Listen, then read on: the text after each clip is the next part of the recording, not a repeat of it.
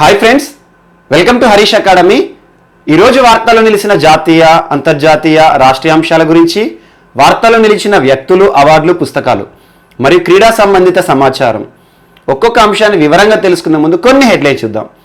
ట్రాన్స్జెండర్లకి సంబంధించిన వార్త మనం తరచూ చూస్తున్నాం, రెగ్యులర్గా నేర్చుకుంటున్నాం. ఈ రోజున ట్రాన్స్జెండర్లను ఉద్దేశించి కేంద్ర ప్రభుత్వం ఒక కీలకమైన అంశాన్ని తీసుకొచ్చింది. అదేంటో చూద్దాము. మరియు పర్సన్స్ విత్ డిజేబిలిటీ మరియు దాంతోపాటు PDS system, public distribution system, దీనికి సంబంధించిన ఒక వార్త ఉంది, అదేంటో చూద్దాము. మరియు ఈ రోజున మోస్ట్ ఇంపార్టెంట్ వెట్టి చాకిరీ కానివ్వండి, బానిసత్వాన్ని కానివ్వండి, దీనికి సంబంధించిన ఒక మోస్ట్ ఇంపార్టెంట్ డే వార్తలు నిలిచింది, అదేంటి. మరియు ఇటీవల ఢిల్లీలో జరిగిన ఘర్షణలు ఉద్దేశించి ఒక పుస్తకం వార్తలు నిలిచింది, దాని గురించి. మరియు హాల్ ఆఫ్ ఫేమ్ క్రికెటర్స్ వార్తలు నిలిచారు, వారి గురించి. మరియు ఈ రోజున ఆంధ్రప్రదేశ్ సంబంధించి ఉడాన్ కానివ్వండి, మరియు ఈరోజు తెలంగాణకు సంబంధించి ఉడాన్ కార్యక్రమమే కానివ్వండి, దీనికి సంబంధించిన అంశాలను చూద్దాము. మరియు కొత్త ఎయిర్పోర్ట్ల విషయానికి సంబంధించిన అంశాన్ని దీనికి యాడ్ చేద్దాము. మరియు దాంతోపాటు అమ్మోనియం నైట్రేట్ విషయంలో ఈ రోజున వైజాగ్ వార్తలు నిలిచింది, దానికి సంబంధించిన అంశాన్ని. మరియు వీటితో పాటు లాంగెస్ట్ రోప్వే కానివ్వండి, ఇలాంటి అంశాలన్నింటినీ కూడా యాడ్ చేసేసుకుంటూ మిస్లేనియస్ మ్యాటర్స్ అన్నింటినీ కూడా కలుపుతాము. సో నేరుగా మనం ఈ రోజున అంశాలను చూద్దాం. So first topic transgenders. ట్రాన్స్జెండర్స్కి సంబంధించిన అంశాలు మనం తరచూ చూస్తున్నాం. చూడండి, ఇటీవల కాలంలో ట్రాన్స్జెండర్కి సంబంధించి మీకు ఒకటి చెప్పాను. ఒడిషా రాష్ట్ర ప్రభుత్వం మధుబాబు పెన్షన్ యోజనలో ట్రాన్స్జెండర్లని యాడ్ చేసింది, వీరికి పెన్షన్ ఇస్తోంది అని చెప్పాను. మధుబాబు పెన్షన్ యోజన ఒరిస్సా. మరియు ఇటీవల కాలంలో జస్ట్ 2 days బ్యాక్ మీరు వీడియో చూడండి, ట్రాన్స్జెండర్లకి వారసత్వంగా వస్తున్న భూములపై హక్కులు కల్పించే ఉద్దేశంతో ఉత్తరప్రదేశ్ రెవెన్యూ కోడ్ అనే అంశాన్ని సవరణ చేసి ట్రాన్స్జెండర్లకు కూడా వారసత్వంగా వస్తున్న భూములపై హక్కులు కల్పించారు. సో ఇప్పటి వరకు మనం ఇటీవల కాలంలో సుప్రీంకోర్టు ఇచ్చిన తీర్పు చూసాం మనం. సో ఈ రోజున మహిళలకి కూడా వారసత్వంగా వస్తున్న ఆస్తి విషయంలో సమాన వాటా ఉంటుంది అన్నారు. సో అలాంటి అంశమే వారసత్వంగా వస్తున్న భూముల విషయంలో సమానత్వం అనే సిద్ధాంతం ఆధారంగా ఉత్తరప్రదేశ్ రాష్ట్రం వార్తలు నిలిచింది, దాని గురించి నేర్చుకున్నాం. అండ్ ఇటీవల కాలంలో చూడండి, ట్రాన్స్జెండర్కి సంబంధించి కొన్ని మిస్లేనియస్ అంశాలు, అంత పెద్ద ఇంపార్టెంట్ ఏం కాదు. అండ్ వెస్ట్ బెంగాల్ రాష్ట్రంలో కూడా ట్రాన్స్జెండర్లకి రేషన్ అని చెప్పేసి ఇటీవల కాలంలో వార్తలు నిలిచింది. మరియు దాంతోపాటు వెస్ట్ బెంగాల్లో ఈ రోజున బస్సులు ఏవైతే ఉంటాయి, ఆర్టీసీ బస్సుల్లో కూడా ట్రాన్స్జెండర్ల కోసం 2 సీట్లను కేటాయించడం. మరియు పాకిస్తాన్లో ఈ రోజున మనకి ఒక చర్చ్ ఎక్స్క్లూజివ్గా ట్రాన్స్జెండర్లకి ఒక చర్చ్ని ఏర్పాటు చేసినట్టుగా పాకిస్తాన్ ప్రకటించింది. మరియు కర్ణాటక రాష్ట్రంలో ట్రాన్స్జెండర్లని పోలీసు నియామకాల్లో వారికి రిజర్వేషన్ కల్పించే ఉద్దేశంతో ఇటీవల మంత్రిమండలిలో కొన్ని అంశాలు ప్రస్తావించడం జరిగింది. సో అలా ట్రాన్స్జెండర్లకు సంబంధించి జస్ట్ 15 daysలోనే వార్తలు నిలిచిన ఈ అంశము. ఇందులో మధుబాబు పెన్షన్ యోజన మాత్రం లాస్ట్ మంత్ ఇష్యూ. సో అలా ట్రాన్స్జెండర్లకు సంబంధించిన వార్త ఏదో ఒక రూపంలో మనకు కనబడుతూనే ఉంది. నేను గడిచిన క్లాసెస్లో మీకు ఉత్తరప్రదేశ్ రెవెన్యూ కోడ్ 2006 ఆధారంగా చెప్పినప్పుడు వారసత్వంగా వస్తున్న భూమిపైన ఆస్తి హక్కు ఏదైతే ఉంటుందో దానికి సమానంగా ట్రాన్స్జెండర్లకు కూడా ఉద్దేశిస్తూ యోగి ఆదిత్యనాథ్ గారి ప్రభుత్వం ముందుకొచ్చింది అని చెప్పాను. ఆ రోజున మీకు ట్రాన్స్జెండర్లకు సంబంధించిన ఒక చట్టాన్ని చెప్పాను. చట్టం అదేంటంటే transgender persons protection of rights act చట్టం 2019. భారత పార్లమెంటు సమానత్వం అనే సిద్ధాంతంగా ప్రతి ఒక్కరి హక్కులు కూడా కాపాడాలి. ఈరోజు హక్కుల పరిరక్షణ అనేది మోస్ట్ ఇంపార్టెంట్ ఏ దేశంలో అయినా కూడా. ట్రాన్స్జెండర్లను ఉద్దేశిస్తూ ఎక్స్క్లూజివ్గా వారి కోసం ఒక హక్కుల చట్టాన్ని చేసింది పార్లమెంట్ 2019లో. దీని గురించి నేను మీకు యూపీ గురించి చెప్పాను, ట్రాన్స్జెండర్లకి భూ హక్కు అని చెప్పేసి. సో ఈ రోజున ఈ యాక్ట్ చట్టం ఏదైతే ఉంటుందో ట్రాన్స్జెండర్లకి హక్కులను పరిరక్షించే చట్టము 2019లో వచ్చిన చట్టం ఆధారంగా అందులో సెక్షన్ 16, సెక్షన్ 40 ఆధారంగా ఈ రోజున భారత ప్రభుత్వము ట్రాన్స్జెండర్లకి ఒక నేషనల్ కౌన్సిల్ని ఏర్పాటు చేసింది. నేషనల్ కౌన్సిల్ అంటే జాతీయ మండలి. ఏదైనా గుర్తుంచుకోండి, ఒక వర్గం కోసం ప్రత్యేకంగా ఒక బాడీ ఏర్పడుతుంది అంటే దాని యొక్క ప్రధాన ఉద్దేశం ఏంటంటే వీరికి కల్పించబడిన హక్కులు, ఎగ్జాంపుల్ మహిళల కోసం ఒక ప్రత్యేక కమిషన్ ఏర్పాటు చేసింది అనుకోండి, మహిళా హక్కులను కాపాడే ఉద్దేశంతో అది వచ్చిందన్నట్టు. సో మహిళా సమస్యలు కానివ్వండి, వారిపైన వస్తున్న వేధింపులే కానివ్వండి, మహిళలకు అన్ని రకాలుగా రక్షణగా ఉండాలి అనే ఉద్దేశంతో భారత ప్రభుత్వం చేసిందే మహిళా కమిషన్ మనం చూస్తూ ఉంటాము. సో ఈ రోజున ఎస్సీల కోసం, ఎస్టీల కోసం సపరేట్గా మనకి చూస్తున్నాం నేషనల్ కమిషన్స్ ఉన్నాయి. సో వాటి యొక్క ఉద్దేశం ఏంటి, వారికి కేటాయించబడిన హక్కులు కానివ్వండి, వారికి సంబంధించిన సమస్యలని పరిరక్షించే ఒక కమిషన్. క్వాజీ జ్యుడిషియల్లో ఉంటాయి ఇవన్నీ కూడా, న్యాయస్థానానికి ఉండే అధికారాలు ఉంటాయి, ఎవరినైనా ఎంక్వైరీ చేసే అధికారాలు, మరియు ఓబీసీలకు సంబంధించి అలా ఒక్కొక్క వర్గానికి కమిషన్స్ ఉన్నాయి ఈ రోజున. సేమ్ ఈ రోజున ఇదేంటంటే ఇది ఒక చట్టబద్ధ సంస్థ అనుకోండి. ఏంటంటే కేంద్ర కేబినెట్ ఇటీవల ఏం చెప్పిందంటే, ట్రాన్స్జెండర్లకి కల్పించబడిన హక్కులు ఏవైతే ఉంటాయో ఈ చట్టం ఆధారంగా ఒక కమిషన్ లేదా ఒక కౌన్సిల్ని ఏర్పాటు చేస్తాం. ఒక జాతీయ మండలి అంటే ఏంటి, దేశం మొత్తం కూడా ఈ మండలి ఏం చేస్తుంది, ఇప్పుడు దేశంలో ఉన్న ట్రాన్స్జెండర్స్ కి ఎలాంటి హక్కులు ఇచ్చారు, వారికి సంబంధించిన సమానత్వం అనే సిద్ధాంతం, ఎవరు కూడా ఇప్పుడు ట్రాన్స్జెండర్లు ఖచ్చితంగా సమానత్వం అనే సిద్ధాంతం పరిధిలో ఉంటారు. ఎందుకంటే వారికి లింగపరమైన సమస్యలు కానివ్వండి, ఎలాంటి సమస్యలు ఉన్నా కూడా సమానత్వం అనేది భారతదేశంలో కానివ్వండి, ప్రపంచంలో కానివ్వండి, వన్ మ్యాన్ ఎవరైనా సరే, ఒక మనిషి ఎవరైనా సమానత్వమే అనే సిద్ధాంతం అనేది ఉంటుంది. సో అలా మనిషిగా పుట్టిన ప్రతి వ్యక్తి లింగపరంగా కానివ్వండి, ఎలాంటి అంశాలకు కానివ్వండి, వారికి ఇచ్చే సమానత్వ హక్కుల్ని ఉల్లంఘించకూడదు. ఈ రోజున ట్రాన్స్జెండర్లకి సమానత్వం అనే సిద్ధాంతం చాలా విషయాల్లో వస్తుంది. అప్లికేషన్ ఫామ్స్లో కానివ్వండి, మనకు కల్పించబడే సౌకర్యాలు కానివ్వండి, రేషన్ విషయంలో కానివ్వండి, వారసత్వంగా వస్తున్న ఆస్తుల విషయంలో కానివ్వండి, హక్కుల విషయంలో కానివ్వండి, ఇవన్నీ పరిశీలించడానికి వీటికి సంబంధించి ఏమైనా సమస్యలు వచ్చినప్పుడు ట్రాన్స్జెండర్ సంబంధించిన హక్కులని పరిష్కరించడానికి ఒక జాతీయ మండలిని ఏర్పాటు చేసింది భారత ప్రభుత్వం. దాని యొక్క కంపోజిషన్ ఎలా ఉంటుంది అంటే 30 మందితో కూడుకొని ఉంటుంది. 30 మెంబర్స్ కమిషన్, 30 మంది ఉంటారు. ఇందులో 1 చైర్పర్సన్. సో చైర్మన్ అనే వాళ్ళం అంతా ముందు చైర్పర్సన్ అంటున్నాము. ఎందుకంటే చైర్మన్ అంటే ఏంటంటే అది లింగపరంగా కరెక్ట్గా కాదు. చైర్పర్సన్ అంటే ఇక్కడ ఉమెనే కానివ్వండి, మేలే కానివ్వండి, ఎవరైనా ఉంటారు. ఎవరినైనా ఉద్దేశించడానికి మనం పలికే పదము chairperson. And second vice chairperson అంటే చైర్మన్ కింద లేదా చైర్పర్సన్ కింద ఉండే వ్యక్తి, తను లేనప్పుడు అధికారాలు ఉండే వ్యక్తి వైస్ చైర్పర్సన్. అండ్ దాంతోపాటు 13 మంది సభ్యులు ఉంటారు ఈ కౌన్సిల్లో. అండ్ 14 మందిని నామినేషన్ ఆధారంగా ప్రభుత్వం నియమిస్తుంది. రకరకాల రంగాల్లో, వివిధ రంగాల్లో ప్రఖ్యాతిగాంచిన వాళ్ళు కానివ్వండి, కొన్ని రంగాల్లో ప్రతిభావంతులైన వ్యక్తులని కొన్ని సంస్థల్లో భారత ప్రభుత్వం కానివ్వండి ఇలాంటి కమిషన్లో ఉండాలి, వారి యొక్క ప్రాతినిధ్యం ఉండాలి. ఎందుకంటే మన లీగల్ అంశాల విషయంలో కానివ్వండి, పర్టికులర్గా ఆ సెక్షన్కి సంబంధించి పరిజ్ఞానం ఉన్న వ్యక్తి ఉంటే ఏంటంటే ఎలాంటి సమస్యనైనా కూడా ఇందులోనే తేల్చేసే విషయంగా, దీనికోసం వేరే వారిని సలహాలు తీసుకోవడము, వారి నుండి టెక్నికల్ కానివ్వండి, వారి నుండి అడ్వైజెస్ ఏమైనా తీసుకోవడం కానీ అవసరం లేదు. ఇందులోనే ఇదే అన్ని సమస్యలను పరిష్కరించాలి. అందుకోసమే అన్ని రకాల సొసైటీస్ ఏదైతే ఉంటాయో మన సమాజంలో ఉండే అన్ని రకాల సమస్యలకు సంబంధించి పరిపూర్ణమైన సింపుల్ అయిపోయిన ప్రతిభ గల వ్యక్తులందరూ కూడా ఈ కౌన్సిల్లో ఉండాలి అన్నట్టు. ఏ కౌన్సిల్ అయినా కూడా ఒక్కొక్క వర్గం నుండి, ఒక్కొక్క సబ్జెక్ట్ నుండి, న్యాయశాస్త్రం నుండి కానివ్వండి, ఆర్థిక శాస్త్రం నుండి కానివ్వండి, లేదంటే ఎడ్యుకేషన్ సంబంధించి కానివ్వండి, అలా నిష్ణాతులైన వ్యక్తులు కమిషన్లలో ఉంటారు. సో అలా 14 మంది వివిధ వర్గాలు ఏవైతే ఉంటారో ప్రతిభావంతులని ప్రభుత్వం నామినేట్ చేస్తుంది. మరియు దీంతో పాటు ఒక కార్యదర్శి ఉంటారు, సెక్రటరీ అనేవారు క్రియాశీలకంగా ఉంటారు ఏ సంస్థలో అయినా కూడా, మోస్ట్ ఇంపార్టెంట్. సో అలా 30 మందితో కూడిన ఒక జాతీయ మండలిని ట్రాన్స్జెండర్ల యొక్క హక్కులను పరిరక్షించడానికి ఏర్పాటు చేస్తున్నట్టుగా భారత ప్రభుత్వం ప్రకటించింది. ఇది ఒకటి మోస్ట్ ఇంపార్టెంట్. దీనికి సంబంధించిన చట్టం చూసుకోండి. మెయిన్గా ఇటీవల కాలంలో ట్రాన్స్జెండర్లకు సంబంధించిన వార్తలు ఏమున్నాయో అవన్నీ మీకు మెన్షన్ చేశాను, అవన్నీ నేను ఎక్స్ప్లెయిన్ చేశాను.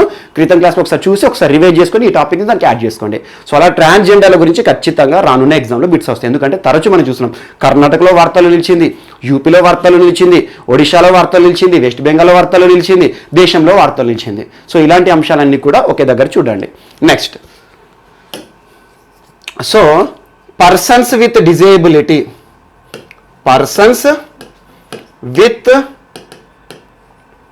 డిజేబిలిటీ, దివ్యాంగులు అనాలి. ఒకప్పుడు వికలాంగులు అనేవారు, దివ్యాంగులు. సో దివ్యాంగులకి సంబంధించిన వార్త ఒకటి మనం ఈరోజు నేర్చుకోవాలి. ఏంటంటే ఇటీవల అన్ని పేపర్స్లో కూడా ఒక న్యూస్ వచ్చింది, నేషనల్ పేపర్స్లో. అదేంటంటే ministry of consumers and public distribution, భారత ప్రభుత్వం అనుకోండి, కేంద్ర ప్రభుత్వము ఇటీవల అన్ని రాష్ట్రాలకి కూడా ఉత్తర్వులను జారీ చేసింది. ఏంటంటే ఇప్పుడు COVID-19 పరిస్థితుల కాలంలో కేంద్ర ప్రభుత్వం ప్రారంభించింది మనం చూస్తున్నాం. ప్రధానమంత్రి గరీబ్ కళ్యాణ్ అన్న యోజన. సో మంత్లీ ఎవరైతే ఉంటారో నిరుపేద వారు ఉంటారో వారి యొక్క ఆకలిని తీర్చడానికి, ఆకలి చావులను నిర్మూలించడానికి భారత ప్రభుత్వం నెల 5 కిలోల బియ్యమే కానివ్వండి, 5 కిలోల గోధుమలే కానివ్వండి, పప్పులు కానివ్వండి, నిత్యావసర సరుకులు ఉంటాయి కదా, అవన్నీ కూడా ఇస్తుంది. దీనికి సంబంధించి నవంబర్ చివరి వరకు కూడా ఇటీవల కాలంలో దాని యొక్క కాల వ్యవధిని పొడిగించడం జరిగింది. ఇవన్నీ మనం నేర్చుకుంటాం.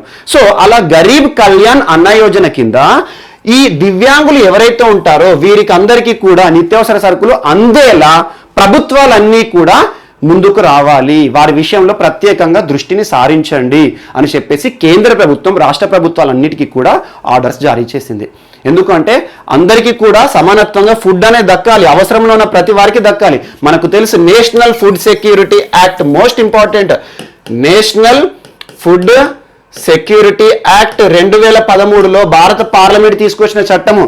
మన భారతదేశంలో జీవించడానికి ఒక హక్కు ఉంది, జీవించడమే ఒక హక్కు. Right to life is fundamental right according to Indian constitution. మనం చూస్తున్న ఫండమెంటల్ రైట్లో అందులో ఏముంటుంది, ఒక వ్యక్తి జీవితం సుఖంగా సాగడానికి కావాల్సిన అన్ని సౌకర్యాలు కూడా పొందే హక్కు తనకుంది. సో అందులో భాగంగా ముఖ్యంగా ఎసెన్షియల్స్ అవేంటి, right to food is fundamental right, right to water is fundamental right, right to clean environment is fundamental right. ఇలాంటి అంశాలన్నీ కూడా వ్యక్తి జీవితానికి మోస్ట్ ఇంపార్టెంట్. ఇలాంటి వాటిని పొందడం అనేది వ్యక్తి యొక్క ప్రాథమిక హక్కు. ఈ రోజున ఫుడ్, రైట్ టు ఫుడ్ అనేది ఫండమెంటల్ రైట్. అందుకోసం చూడండి, భారతదేశంలో ఆకలి కేకలు ఉండొద్దు, ఆకలి చావులు ఉండొద్దు అని చెప్పేసి భారత పార్లమెంటు ఒక చట్టం తీసుకొచ్చింది, నేషనల్ ఫుడ్ సెక్యూరిటీ యాక్ట్ 2013. అంటే ఏంటంటే జాతీయ ఆహార భద్రతా చట్టం. ప్రతి ఒక్కరికి కూడా ఆహార భద్రతను కల్పించాలి. అందుకోసం ఏం చేసింది, targeted public distribution system PDS తీసుకొచ్చింది. పబ్లిక్ డిస్ట్రిబ్యూషన్ సిస్టమ్, డిస్ట్రిబ్యూషన్ అంటే సరఫరా చేస్తుంది ప్రభుత్వమే, ప్రజలకి కావాల్సిన ఎవరైతే అవసరాల్లో ఉంటారో వారికి అందరికీ కూడా ఫుడ్ని డిస్ట్రిబ్యూట్ చేస్తుంది, వారందరూ తీసుకుంటారు. నెల సరుకులు చేస్తుంది. ఇటీవల ఇలాంటి నిత్యావసర సరుకులతో పాటు మాస్కులని కూడా సరఫరా చేస్తుంది తమిళనాడు రాష్ట్రం. చూడండి మీరు. సో అలా రక్షణ సంక్షేమ భాగంలో తమిళనాడు ఎప్పుడు కూడా ముందుంటుంది. సో అలాంటి రాష్ట్రాల గురించి కూడా ఇక్కడ చేసుకోండి, యాడ్ చేసుకోండి. బట్ ఇక్కడ మనకి నేషనల్ ఫుడ్ సెక్యూరిటీ యాక్ట్ కింద భారతదేశంలో ప్రతి ఒక్క పౌరునికి కూడా బతకడానికి ఫుడ్ అనేది ప్రభుత్వం నుండి పొందుతాడు. ఎవరైతే కొనలేని స్థితిలో ఉంటారో, నిరుపేదలు ఉంటారో వారందరినీ చూసుకునే సంరక్షణ బాధ్యత ప్రభుత్వం చూస్తుంది. అలా రేషన్ కానివ్వండి లేదా పబ్లిక్ డిస్ట్రిబ్యూషన్ సిస్టమ్ ద్వారా మినిస్ట్రీ ఆఫ్ కన్జ్యూమర్ అఫైర్స్ వారు డిస్ట్రిబ్యూట్ చేస్తారు. సో పౌర సరఫరాల శాఖ అంటారు. సో ఆ రకంగా. సో ఈ రోజున ఈ దివ్యాంగులందరికీ కూడా అన్ని రాష్ట్రాల్లో కూడా గరీబ్ కళ్యాణ్ అన్న యోజన కింద వారికి ఆహార పదార్థాలు, ఎసెన్షియల్ నీడ్స్ అందేలా చూడండి అని స్పెషల్గా వీరి గురించి మెన్షన్ చేయడం జరిగింది. సో అలా కేంద్ర ప్రభుత్వానికి రాష్ట్ర ప్రభుత్వాలని ఆర్డర్ చేసే అధికారం ఉందా ఈ ఫుడ్ సెక్యూరిటీ విషయంలో? అదొకటి మోస్ట్ ఇంపార్టెంట్. ఇందులో ఏంటంటే సెక్షన్ 10 ఏం చెప్తుంది అంటే, కేంద్ర ప్రభుత్వం ఇచ్చే ఫుడ్ సెక్యూరిటీ ఏదైతే ఉందో, ఆహార పదార్థాలను సరఫరా చేసే పథకం ఏదైతే ఉందో అందులో ఏ సెక్షన్లను యాడ్ చేయాలి అనేది కేంద్ర ప్రభుత్వం చేస్తుంది. ఏ సెక్షన్స్ అంటే ఏంటి, ఈ రోజున చాలా అంటే అణగారిన వర్గాలు కానివ్వండి, లేకపోతే ఎగ్జాంపుల్ చెప్తాను మీకు, దారిద్ర్య రేఖ అనేది ఉంటుంది. పేద వర్గాలు ఏవైతే ఉంటాయో పేదవారికి అందరికీ కూడా ఫుడ్ అనేది ఇవ్వాలి. అలా వైట్ రేషన్ కార్డా, పింక్ రేషన్ కార్డా అనేది ఉంటుంది. అంత్యోదయ అన్న యోజన పథకంలో భాగంగా మనం అందరికి కూడా సరఫరా చేస్తాం. అంత్యోదయ అన్న యోజన పథకంలో భాగంగా. సో అలా ఏ వర్గాలకు ఆహార పదార్థాలను ఇవ్వాలి, ఎసెన్షియల్ నీడ్స్ ఇవ్వాలి అనేది కేంద్ర ప్రభుత్వం నిర్ధారించి రాష్ట్ర ప్రభుత్వాలకి ఈ ఆర్డర్స్ అనేది ఇస్తుంది. అలా సెక్షన్ 10లో ఏముంటుంది, section 10 of national food security act ఏం చెప్తుంది అంటే, ఏ వర్గాలకు అత్యవసర ఆహార పదార్థాలను నెల సరఫరా చేయాలనేది కేంద్రం నిర్ణయిస్తుంది. సో ఇప్పుడు కేంద్రం నిర్ణయిస్తుంది ఎవరెవరికి ఇవ్వాలి, ఏ రకంగా ఇవ్వాలి, ఎంతకాలం పాటు పొడిగించాలి, అవన్నీ మనం చూస్తున్నాం. ఇటీవల కాలంలో గరీబ్ ప్రధానమంత్రి గరీబ్ కళ్యాణ్ అన్న యోజన నవంబర్ వరకు పొడిగిస్తున్నట్టుగా కేంద్ర ప్రభుత్వం జారీ చేసింది ఉత్తర్వులు. అలా కేంద్ర ప్రభుత్వం అనేది ఎవరెవరికి ఇవ్వాలనుకుంటే వారికి ఇవ్వచ్చు. సో అలా కొన్ని కండిషన్స్ తీసుకుంటుంది. పేదరిక రేఖ ఏదైతే ఉంటుందో పేద వర్గాన్ని టార్గెట్ చేస్తూ కానివ్వండి, లేదా ఎవరైతే ఆహారాన్ని కొనుక్కునే పరిస్థితుల్లో లేరో వారికి కానివ్వండి. ఎందుకంటే right to food is a fundamental right. And article 47 ఏదైతే ఉంటుందో ఖచ్చితంగా పోషణ స్థాయిని పెంచాలి. ప్రభుత్వం ప్రజల యొక్క పోషణ స్థాయిని పెంచడానికి ఆదేశిక సూత్రాలు కూడా ప్రభుత్వానికి జారీ చేయడం జరిగింది. అండ్ నెక్స్ట్ అందులో భాగంగా చూడండి ఇంకొకటి section 38 of national food security act. Section 38 ఇదేం చెప్తుంది అంటే, రాష్ట్ర ప్రభుత్వాలను ఆదేశించే అధికారము ఈ చట్టం ఆధారంగా ఉంటుంది. ఏ విషయంలో, ఆహార సరఫరా చేయండి, క్రమంగా చేయండి, క్రమబద్ధంగా చేయండి, ఖచ్చితంగా దాన్ని సక్రమంగా అమలయ్యేలా చూడండి అని చెప్పేసి రాష్ట్ర ప్రభుత్వాలను ఆదేశించే అధికారం కూడా కేంద్ర ప్రభుత్వానికి ఉత్తర్వులు జారీ చేసే అధికారం ఉంటుంది. అలా section 38 of national food security act ఆధారంగా ఈ రోజున ఈ డిజేబిలిటీ పర్సన్స్ ఎవరైతే ఉన్నారో వారికి కూడా ఖచ్చితంగా ఆహార పదార్థాలను ఇవ్వండి, వారిని చూడండి, వారిని ఖచ్చితంగా కన్సిడర్ చేసుకుంటే అందరికీ అందుతున్నాయా లేదా, ప్రభుత్వం ఇచ్చే ఫలాలు చేరాల్సిన వారికి చేరుతున్నాయా లేదా అని చెప్పేసి చూడండి అని చెప్పేసి ఆదేశాలు జారీ చేయడం జరిగింది. ఇది ఒకటి కూడా మోస్ట్ ఇంపార్టెంట్. అండ్ మనకు తెలుసు డిజేబిలిటీ గురించి కూడా, పర్సన్స్ విత్ డిజేబుల్డ్ పర్సన్స్ గురించి ఏదైతే ఉంటుందో ఇటీవల కాలంలో మోస్ట్ ఇంపార్టెంట్ టాపిక్ మనం నేర్చుకున్నాం. అనామల్ బండారీ కేసు అని చెప్పేసి మీకు చెప్పాను. దివ్యాంగులకి రిజర్వేషన్లతో పాటు రిలాక్సేషన్స్ కూడా ఇవ్వాలి, బెనిఫిట్స్ కూడా ఇవ్వాలి అన్నాను. అందులో భాగంగా రిజర్వేషన్స్ అంటే ఏంటి, రిలాక్సేషన్స్ అంటే ఏంటి మీకు వర్గీకరణ చేసి చెప్పాను లాస్ట్ మంత్లో, ఒక్కసారి చూడండి. అప్పుడు డిజేబుల్డ్ పర్సన్స్ గురించి చెప్పాను, ఈరోజు మళ్ళీ పర్సన్స్ విత్ డిజేబిలిటీ గురించి చెప్పాను.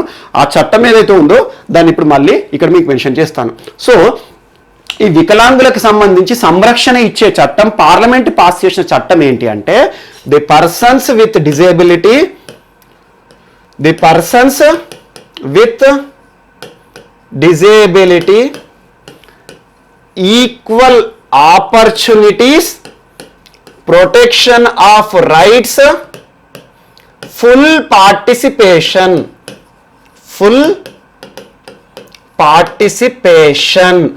1995 మోస్ట్ ఇంపార్టెంట్. దీని గురించి మీకు మూడోసారి చెప్పడం. సో ఇవాళ కూడా మళ్ళీ రివైజ్ చేశాను, చూడండి. ఈ చట్టాన్ని గుర్తుంచుకోండి. డిజేబిలిటీ పర్సన్స్ ఎవరైతే ఉంటారో, దివ్యాంగులు ఉంటారో వారికి కల్పించబడిన అత్యున్నత చట్టము పార్లమెంట్ తీసుకొచ్చింది 1995లో.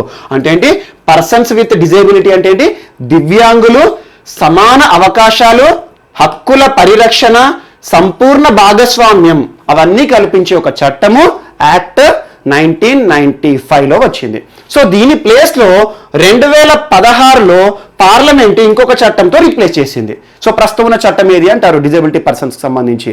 So the persons with disability act protection of rights 2016లో వచ్చింది. సేమ్ ఇది ఉంటుంది, ఈ ఇయర్ ఒక్కటి మార్చుకోండి అంతే. 2016లో కొత్త చట్టాన్ని తీసుకొచ్చింది. ఇందులో వీళ్ళకి ఇచ్చే సౌకర్యాలు ఇంకా పెంచింది. రిజర్వేషన్స్ ఎంత నుండి ఎంత పెంచింది అవన్నీ కూడా మనం తరచూ చర్చించుకుంటున్నాం. సో ఈ రోజున సుప్రీంకోర్టు అనామల్ బండారీ కేసులో ఏం చెప్పింది, రిజర్వేషన్స్తో పాటు ఎస్సీ ఎస్టీ సామాజిక వర్గాలకు ఇచ్చే రిలాక్సేషన్సే కానివ్వండి, బెనిఫిట్స్ని కూడా వీరికి కల్పించండి అని అప్పుడు నేర్చుకున్నాం. ఈ రోజున ఈ నేషనల్ ఫుడ్ సెక్యూరిటీ యాక్ట్ ఆహార భద్రత విషయంలో కేంద్ర ప్రభుత్వం రాష్ట్రాలకి ఆదేశాలు జారీ చేస్తోంది అని చెప్పేసి ఇక్కడ నేర్చుకున్నాం. కానీ ఇలాంటివి మెయిన్స్కి ఇంపార్టెంట్, ప్రిలిమ్స్కి ఎంతైతే ఇంపార్టెంటో బేసిక్స్ మీకు చెప్పాను. బట్ సివిల్స్ మెయిన్స్ ప్రిపేర్ అయ్యే వాళ్ళు కానివ్వండి, గ్రూప్ 1 మెయిన్స్ ఎస్ఏ కానివ్వండి, సోషల్ ఇష్యూస్ ప్రిపేర్ అయ్యే వాళ్ళు ఖచ్చితంగా దీని గురించి డెప్త్గా సబ్జెక్ట్ పెంచుకోండి. అప్ టు ప్రిలిమ్స్ ఇది మోర్ ఎనఫ్. నెక్స్ట్, సో బానిసత్వానికి సంబంధించిన ఒక డే మోస్ట్ ఇంపార్టెంట్, బానిసత్వ అంతం. సో దానికి సంబంధించిన ఒక డే ఆగస్టు 23 ఇది ఇంటర్నేషనల్ డే.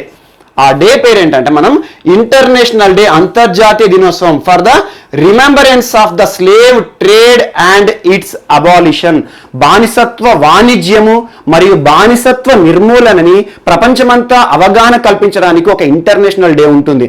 అంటే ఇంటర్నేషనల్ డే, అంతర్జాతీయ దినోత్సవం దేనికోసము, బానిసత్వ వాణిజ్యం. ఈ రోజు బానిసత్వ వాణిజ్యం గురించి కొన్ని సందర్భాలు చూడండి, హ్యూమన్ ట్రాఫికింగ్ చేస్తారు. బానిసలుగా కొన్ని ప్రాంతాలకు మభ్యపెట్టి ఏదో ప్రలోభాలు పెట్టి తీసుకుపోయే వరకు ఉన్నారు బానిసత్వం కింద. మరియు ఈ రోజున దాన్ని నిర్మూలించడానికి అంతర్జాతీయ దినోత్సవం అనేది ఒకటి వార్తలు నిలుస్తోంది. ప్రతి సంవత్సరం ఆగస్టు 23న ఏం చెప్పొచ్చు అంటే సింపుల్గా చూడండి, బానిసత్వ నిర్మూలనను అంతం చేసే, అంటే సింపుల్ చెప్పాలంటే బానిసత్వ నిర్మూలన చేసే ఒక అంతర్జాతీయ దినోత్సవం, దానికి సంబంధించిన అవగాహన కల్పించడం. So international day for remembrance అంటే మనకి గుర్తు చేయడానికి, దేనికి సంబంధించి, స్లేవ్ ట్రేడ్ బానిసత్వ వాణిజ్యాన్ని మరియు వాటికి సంబంధించి బానిసత్వాన్ని నిర్మూలించే ఒక అంతర్జాతీయ దినోత్సవం.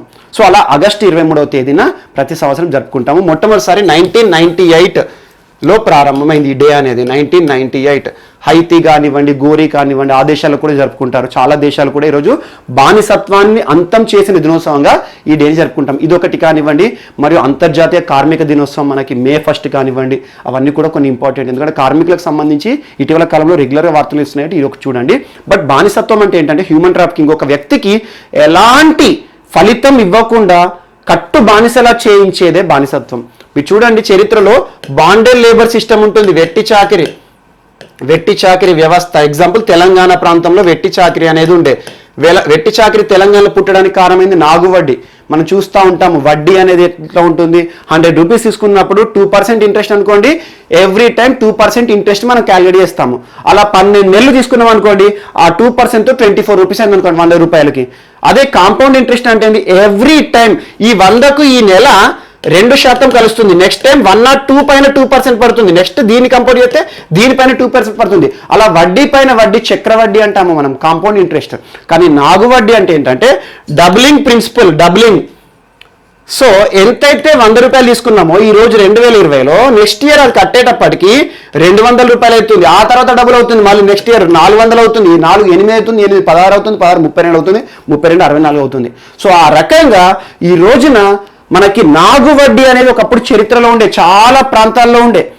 అలాంటి నాగు వడ్డీ కింద తీసుకున్న వ్యక్తి తిరిగి తీర్చలేని పరిస్థితిలో ఆ ఇంటి నుండి ఒక అతన్ని బానిసగా చేసుకొని దొరలు తీసుకుపోయేవారు. సో అలాంటి బానిసత్వం కూడా మనం చూసాము.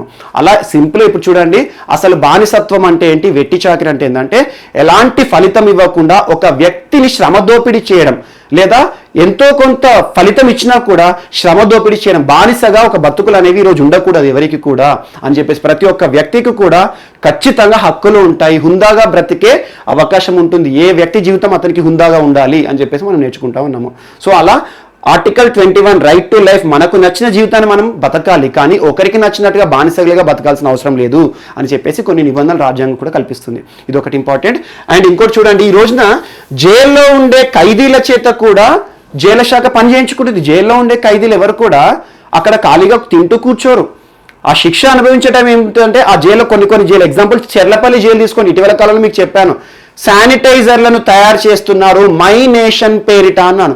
మై నేషన్ అనే పదం ఎక్కడ ఉన్నా కూడా గుర్తుంచుకోండి, అది జైళ్ల శాఖ పరిధిలో నడుపుతుంది అన్నట్టు. మై నేషన్ పెట్రోల్ బంక్ అంటారు, అంటే అక్కడ పెట్రోల్ బంక్లో పనిచేసే వాళ్ళు ఎవరు, జైల్లో ఉండే ఖైదీలే. మరి జైల్లో ఉండే ఖైదీలు బయట పనిచేస్తారు కదా, వాళ్ళు పారిపోరా అంటే ఇలాంటి ఆలోచనలు, వాటికి అన్నిటి కూడా రెమెడీస్ ఉంటాయి. సో సత్ప్రవర్తన ఆధారంగా వారిపైన కొన్ని ఆంక్షలు ఉంటాయి, వారిపైన నిఘా ఉంటాయి, అన్నీ ఉంటాయి. సో అలా కొన్ని కండిషన్ ఆధారంగా జైళ్లలో ఉండే ఖైదీలచే పని చేయించుకుంటుంది జైలు శాఖ. సో కానీ ఆ పని చేయించుకున్నందుకు వాళ్ళకి ఫలితం కూడా ఇవ్వాలి. ఈరోజు మినిమం వేజెస్ యాక్ట్ అనేది ఒకటి ఉంటుంది, కనీస పనికి కనీస వేతనం ఇవ్వాలి. 1948 చట్టం ఆధారంగా మినిమం వేజెస్ యాక్ట్, ఏ పనికైనా వట్టిగా చేయించుకోకూడదు, ఫలితం లేకుండా ఎవరు కూడా పని చేయకూడదు. అలాంటిదే మనకు మినిమం వేజెస్ యాక్ట్ ఇస్తుంది, వాళ్ళకు కూడా కొంచెం ఎంతో కొంత అమౌంట్ ఇస్తారు. సో ఈ రకంగా శ్రమ దోపిడీ కానివ్వండి, బానిసత్వం అనేది ఉండకూడదు. అండ్ బానిసత్వ నిర్మూలన చట్టం భారతదేశంలో ఏ సంవత్సరంలో వచ్చిందంటే 1976 వెట్టి చాకిరి నిర్మూలన చట్టం, abolition of bonded labour act 1976. ఎవరినైనా కూడా ఎలాంటి ఫలితం కానీ జీతం కానీ ఇవ్వకుండా బానిసలుగా పని చేయించుకుంటే వారికి ఈ చట్టం ఆధారంగా శిక్ష అనేది ఉంటుంది. ఇదొకటి కూడా మోస్ట్ ఇంపార్టెంట్. సో బానిసత్వం కానివ్వండి, అలాంటి బానిస బతుకులు అనేవి ఉండకూడదు అని చెప్పేసి అలాంటి డేని రిమెంబర్ చేసుకుంటూ మనం ఎవ్రీ ఇయర్ ఆగస్టు 23 ఇంటర్నేషనల్ డేగా జరుపుకుంటాం. సో బానిసత్వ వాణిజ్యం కానివ్వండి, హ్యూమన్ ట్రాఫికింగ్, కొంతమందిని బలవంతంగా ఒక ప్రాంతంలో ఒక ప్రాంతానికి తీసుకుపోయి వారిపైన కొన్ని నిర్బంధాలు విధించి మరీ పని చేయించుకుంటారు. కొంతమంది తల్లిదండ్రులు చేసిన అప్పులకి పిల్లల్ని తీసుకుపోయే వాళ్ళు కూడా ఉంటారు. సో ఇలాంటి బానిస బతుకులను అంతం చేయాలి అని చెప్పేసి బానిస వాణిజ్యాన్ని నిర్మూలించే ఒక ఇంపార్టెంట్ డే. ఈ డేని మనం ఆగస్టు 23 ప్రతి సంవత్సరం జరుపుకుంటాం. అదొకటి కూడా ఇంపార్టెంట్. సో ఈ రకంగా కొన్ని మన వార్తలు ఇస్తే దానికి రిలేటెడ్గా చట్టాలు చూడండి. దీనికి సంబంధించి చాలా చట్టాలు ఉంటాయి, చరిత్ర ఉంటుంది. ఎగ్జాంపుల్ మీకు చరిత్రలో కొన్ని పుస్తకాలు ఉంటాయి, 7 తరాలు అని ఒక పుస్తకం ఉంటుంది, చాలా మంచి పుస్తకం. అలాంటి దానిలో కూడా బానిస బతుకుల గురించి ప్రస్తావన ఉంటుంది. సో అదొకటి కానివ్వండి. రూట్స్ అంటారు, రూట్స్ అనే బుక్ చాలా అద్భుతమైన పుస్తకం. సో ఇలాంటి ఏమన్నా ఉన్నప్పుడు దానికి సంబంధించి మన రాజ్యాంగ పరంగా హక్కులు ఏమున్నాయి, రక్షణలు ఏమున్నాయి, అండ్ మోస్ట్ ఇంపార్టెంట్ ఆర్టికల్ 23ని లింక్ చేసుకోవాలి. సో ఆర్టికల్ 23 అనే వెట్టి చాకిరి నిషేధించేస్తుంది. ఏ వ్యక్తిని కూడా ఎలాంటి ఫలితం లేకుండా ఎట్టి పరిస్థితిలో కూడా పని చేయించకూడదు. చేసిన పనికి ఎంతో కొంత ఇవ్వాలి. అందుకే మనకి మినిమం వేజెస్ యాక్ట్ 1948 అనేది వచ్చింది. సో ఈ రకంగా కొన్ని ఆర్టికల్స్ కూడా ఇక్కడ జత చేసుకోండి. నెక్స్ట్, ఈ రోజున ఢిల్లీ ప్రభుత్వం, ఇటీవల ఢిల్లీ ప్రభుత్వము ఈ వలస కార్మికులను దృష్టిలో ఉంచుకొని, లేదా ఇటీవల కాలంలో చాలామంది కూడా స్వస్థలాలకు చేరిపోయారు ఉపాధి కోల్పోయి.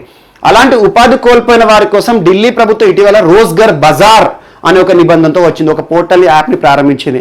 ఇప్పుడు ఏం చేస్తుంది అంటే ఢిల్లీలో పనిచేసే కార్మికులు ఎవరైతే ఉంటారో, నిర్మాణ రంగంలో పనిచేసే కార్మికులందరినీ కూడా దృష్టిలో ఉంచుకొని వారి కోసం ఒక పోర్టల్ని ప్రారంభించి అందులో రిజిస్ట్రేషన్ చేసుకోమంటుంది. ఇందాక మీకు చెప్పాను కదా, బానిసత్వం అని పనుల గురించి చెప్పాను కాబట్టి అక్కడ ఇది యాడ్ చేసుకోండి. ఢిల్లీకి సంబంధించిన ఒక వార్త దీనికి యాడ్ చేసుకోండి. అదేంటంటే నిర్మాణ రంగంలో పనిచేసే కార్మికులందరినీ కూడా రిజిస్టర్ చేసే ఉద్దేశంతో దాని కింద ప్రభుత్వం నుండే వచ్చే పథకాలన్నీ కూడా మరియు ఎంఎస్ఎంఈలు ఉంటాయి ఢిల్లీ ప్రభుత్వం కింద, వాటి కింద పనిచేసే వారే కానివ్వండి అందరూ కూడా రిజిస్ట్రేషన్ చేసుకోండి.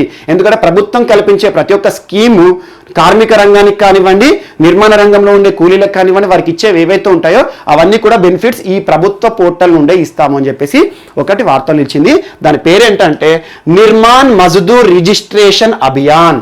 అంటే ఏంటి, కార్మికులు కానివ్వండి, నిర్మాణ రంగంలో పనిచేసే వ్యక్తులు ఎవరైతే ఉంటారో వారందరూ కూడా రిజిస్ట్రేషన్ చేసుకోవాలని ఒక క్యాంపెయిన్ని ప్రారంభించింది. సో ఈ క్యాంపెయిన్లో ఎవరైతే ఉంటారో, ఇందులో ఈ పోర్టల్ ఎవరైతే రిజిస్ట్రేషన్ చేసుకుంటారో వారికి ప్రభుత్వం ఇచ్చే పథకాలన్నీ కూడా సక్రమంగా టైం టు టైం అప్లికేబుల్ అవుతాయని చెప్పేసి ఢిల్లీ ముఖ్యమంత్రి అరవింద్ కేజ్రీవాల్ గారు చెప్పడం జరిగింది. సో ఇది ఒకటి గుర్తుంచుకోండి. ఇటీవల వార్తలు ఇచ్చిన నిర్మాణ్ మజ్దూర్ రిజిస్ట్రేషన్ అభియాన్ అనే ఒక స్కీమ్ లేదా ఒక పథకం ఏ రాష్ట్రంలో ప్రారంభమైంది లేదా ఏ యూనియన్ టెరిటరీలో ప్రారంభమైంది, ఏ ముఖ్యమంత్రి ప్రారంభించారు. ఎందుకోసం అంటే కార్మికులకు సంబంధించి ప్రభుత్వం నుండి వచ్చే ఫలాలన్నీ, స్కీమ్స్ అన్ని కూడా సక్రమంగా చేరాల్సిన వారికే చేరాలి అనే ఉద్దేశంతో ప్రారంభమైంది. ఈరోజు చూడండి, ఫలాలు కూడా ప్రభుత్వం నుండి వచ్చే ఫలాలు కూడా సక్రమంగా చేరడం లేదు కొన్ని ప్రాంతాల్లో. అందుకోసమే చూడండి డైరెక్ట్ బెనిఫిట్ ట్రాన్స్ఫర్ అనే ఒక నిబంధన తీసుకొచ్చింది. ఈరోజు సిలిండర్లు కూడా చూడండి, మనం సిలిండర్ ఏదైతే కొంటామో దానికి సంబంధించి మళ్ళీ ప్రభుత్వం మన అకౌంట్లో డబ్బు వేస్తుంది. అదేదో సిలిండర్ తీసుకునేటప్పుడే కట్ చేసుకోవచ్చు కానీ చాలా మంది అనుకుంటారు. కానీ చేరాల్సిన వారికి చేరాలి అని చెప్పేసి ఆధార్ని కూడా ఈ రోజున ఆధార్ కార్డుని కూడా చాలా వాటికి లింక్ చేస్తుంది. సో ప్రభుత్వ ఫలాలు ఎప్పుడైనా కూడా చేరాల్సిన వారికే చేరాలి, అక్రమంగా మధ్యవర్తులకు చేరకూడదు. అండ్ ఈ ప్రభుత్వం నుండి బెనిఫిట్స్ అందరూ కూడా ఒకరే ఎక్కువగా బెనిఫిట్స్ పొందకూడదు అని చెప్పేసి ఈక్వల్ డిస్ట్రిబ్యూషన్ విధానంలో చేయాలనే ఉద్దేశంగా ఇది కూడా ఉంటుంది. నెక్స్ట్, సో ఇటీవల కాలంలో గూగుల్ ఎడ్యుకేషన్కి సంబంధించి చాలా కార్యక్రమాలు చేస్తోంది. మనం నిన్నటి అంశాలు చూసాము. గూగుల్ సంబంధించి ఉపాధికి సంబంధించిన ఒక పోర్టల్ని ప్రారంభించింది. అంతకుముందు బంగ్లాదేశ్లో ప్రారంభించింది, ఇండియాలో ప్రారంభించింది, ఇండోనేషియాలో ప్రారంభించింది అని చెప్పేసి ఉపాధికి సంబంధించిన ఒక అంశాన్ని చూసాం మనం. అలా గూగుల్ సంబంధించి జాబ్ పోర్టల్ ఒకటి చూసాము. ఈ రోజున గూగుల్ సంస్థ ఒక కొత్త అంశంతో భారతదేశంలో మరియు భారతదేశంతో పాటు ప్రపంచంలో ఉన్న 250 దేశాలకు పైగా ఆన్లైన్ ఎడ్యుకేషన్ని కల్పించాలి అనే ఉద్దేశంతో ద ఎనీవేర్ స్కూల్ అనే ఒక కొత్త అంశంతో ముందుకొచ్చింది. ఎనీవేర్ స్కూల్ అంటే ఏంటి, ఎక్కడైనా పాఠశాల అన్నట్టు. అన్నీ కూడా ట్రూ ట్రాన్స్లేషన్ చేయకూడదు. ట్రూ ట్రాన్స్లేషన్ ప్రతి ఒక్కటి చేస్తే హాలీవుడ్ మూవీని డబ్బింగ్ చేసినట్టే ఉంటాయి. సో ఎనీవేర్ స్కూల్ అనే ఒక కొత్త నిబంధనతో గూగుల్ ముందుకొచ్చింది. ఇటీవల కాలంలో గూగుల్ మహారాష్ట్ర ప్రభుత్వంతో ఒప్పందం చేసుకుంది ఆన్లైన్ ఎడ్యుకేషన్ విషయంలో. మనం అది నేర్చుకున్నాం, దాన్ని ఇక్కడ యాడ్ చేసుకోండి. ఈ రోజున గూగుల్ సంస్థ తనకు తానుగానే ప్రస్తుతం ఉన్న COVID-19 పరిస్థితుల కాలంలో విద్యకి చాలా మంది దూరం అవుతున్నారు. ఇలాంటి పరిస్థితుల్లో తెలంగాణ రాష్ట్ర గవర్నర్ ఒక అద్భుతమైన మాట చెప్పారు. సో మంచి మాట అది. ఏంటంటే ఇప్పుడు ప్రస్తుతం COVID-19 పరిస్థితుల కాలంలో లాక్డౌన్ అనేది పాఠశాలలకు మాత్రమే, విద్యకి కాదు. ఎక్కడ ఉన్న విద్యను అందించాలి, అది ప్రభుత్వాల యొక్క బాధ్యత అని ఇండైరెక్ట్గా తెలంగాణ ప్రభుత్వం పైన చెప్పడం జరిగింది. సో ఈ రకంగా ఈ రోజున ఆన్లైన్ ఎడ్యుకేషన్ విషయంలో గూగుల్ 250కి పైగా దేశాలలో పిల్లలందరికీ కూడా ఆన్లైన్ ఎడ్యుకేషన్ అందించాలి, విద్యను అందించాలని చెప్పేసి గూగుల్ క్లాస్ రూమ్స్ అని మరియు బ్లర్డ్ విజన్తో కానివ్వండి రకరకాల అంశాలతో ఆన్లైన్ ఎడ్యుకేషన్ కల్పించే ఉద్దేశంతో ముందుకు వచ్చింది. సో దీనికి సంబంధించిన విధి విధానాలు అనవసరం లేదు. ఏమడుగుతారు, డైరెక్ట్ అడుగుతారు. గూగుల్ ఇటీవల ఆన్లైన్ ఎడ్యుకేషన్ కల్పించడానికి ఏ పేరుతో ముందుకు వచ్చింది అంటారు. సో ది ఎనీవేర్ స్కూల్ అనే ఒక నిబంధనతో వచ్చింది. సో గూగుల్ చేస్తున్న ఇటీవల కాలంలో COVID-19 దృష్టిలో హ్యాండ్ ఛాలెంజ్ అని చెప్పేసి రకరకాల క్యాంపెయినింగ్ కూడా జరిపింది. సో ఇప్పుడున్న COVID-19 పరిస్థితి కాలంలో గూగుల్ కూడా చాలా కార్యక్రమాలు చేస్తుంది. జాబ్స్ విషయంలో ఇండియా విషయంలో జరిగింది. ఇటీవల కాలంలో గూగుల్ ఒక పోర్టల్ తీసుకొచ్చింది. మరి ఈరోజు ఆన్లైన్ ఎడ్యుకేషన్, విద్యని దూరం అవుతున్న విద్యార్థులందరికీ కూడా వారికి విద్యను కల్పించాలని గూగుల్ కూడా ముందుకు వచ్చింది. సో ప్రభుత్వాలు వచ్చినా రాకున్నా గూగుల్ సంస్థ వస్తుంది. అండ్ దీనికి సంబంధించి చూడండి, ఇటీవల కాలంలో తెలంగాణలో September 1 నుండి విద్యా సంస్థలు ప్రారంభమవుతాయని ప్రభుత్వం అధికారికంగా చెప్పింది. అండ్ September 5 నుండి ఖచ్చితంగా రాష్ట్రంలో పాఠశాలలే ప్రారంభమవుతాయి, ఖచ్చితంగా విద్యా సంస్థలు అన్ని ప్రారంభమవుతాయి, ఫిజికల్గా ప్రారంభమవుతాయి, ఆఫ్లైన్లో ప్రారంభమవుతాయి అని చెప్పేసి జగన్మోహన్ రెడ్డి గారు కూడా ప్రారంభించడం జరుగుతుంది. సో అలా ఆన్లైన్ ఎడ్యుకేషన్ కానివ్వండి, ఎడ్యుకేషన్ అనేది ఎప్పటికీ ఉండాల్సిందే. సో దానికి సంబంధించి కొన్ని సవరణలు కూడా చేయాలి. ఆన్లైన్ ఎడ్యుకేషన్ దృష్టిలో ఉంచుకొని ఆర్టికల్ 21 సవరణ చేసి online education is fundamental right అని చేసేయాలి అని చెప్పేసి ప్రతిసారి చెప్తున్నాను, కానీ ఖచ్చితంగా చేయాలి అలాంటి. అండ్ నెక్స్ట్, ఈ రోజున ఇండియాస్ లాంగెస్ట్ రోప్వే అంటే తెలుసు, పర్యాటక ప్రదేశాల్లో కేబుల్ కార్స్ అంటారు. మీరు చూడండి, ఒక రోప్ ఉంటుంది పెద్దగా, ఇలా చూడండి, ఒక రోప్ ఏంటి, 2 పోల్స్ ఉంటాయి, ఈ మధ్యలో ఒక రోప్ ఉంటుంది. ఆ రోప్కి ఒక చిన్న క్యాబిన్ ఉంటుంది. ఆ క్యాబిన్లో ఎగ్జాంపుల్ వ్యక్తులు కానీ ఎవరైనా ఎక్కచ్చు. ఎక్కితే ఏమవుతుంది, ఇక్కడి నుండి ఇక్కడికి ఒక ఆహ్లాదమైన మధ్యలో నది కానివ్వండి, లేదా మంచి ఒక విహంగ వీక్షణం, సింపుల్ చెప్పాలంటే చుట్టుపక్కల ప్రదేశాలను కూడా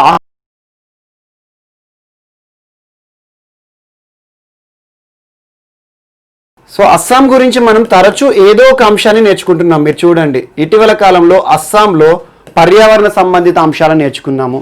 కాజీరంగా నేషనల్ పార్క్ విషయంలో ఏ రకంగా ఫ్లడ్స్కి ఇబ్బంది పడుతోంది రాష్ట్రం అని, మరియు దిబ్రూ సైకోవా విషయంలో ఒక అంశాన్ని నేర్చుకున్నాము.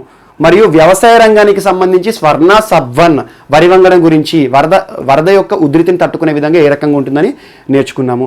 మరియు దాంతోపాటు ఇటీవల కాలంలో ప్లాస్మా డొనేషన్ చేస్తే రాష్ట్ర ప్రభుత్వం ఇచ్చే ప్రభుత్వ పథకాల్లోనూ ప్రభుత్వ ఉద్యోగాల్లోనూ ప్లాస్మా డొనేషన్ చేసిన వారికి ప్రభుత్వ ప్రోత్సాహకాలు లేదా రిజర్వేషన్స్ ఇస్తారని చెప్పేసి ఒక అంశాన్ని నేర్చుకున్నాము. ఈ రోజున అస్సాం రాష్ట్రంలో పర్యాటక పరంగా చాలా ప్లేసెస్లో మనం చూసే రోప్వే వార్తలో నిలిచింది. రోప్వే, సో అలా 2 ప్రాంతాలను కలిపేది ఏదైతే ఉంటుందో ఆహ్లాదభరితంగా కానివ్వండి, లేకపోతే ట్రాన్స్పోర్టేషన్ విషయంలో కానివ్వండి, ఒక ప్రాంతంలో ఒక ప్రాంతానికి వెళ్ళేటట్టు. సో అలా ఈ రోజున అస్సాం రాష్ట్ర ప్రభుత్వము ఒక రోప్వేని ప్రారంభించింది. అది ఏ నది పైన అంటారు, చాలా వరకు వరదలకు కారణమవుతుంది. అదే నది బ్రహ్మపుత్ర నది పైన. బ్రహ్మపుత్ర నది పైన ఏ 2 ప్రాంతాలను కలిపేటట్టు అంటే గౌహతి నుండి నార్త్ గౌహతి ప్రాంతాన్ని.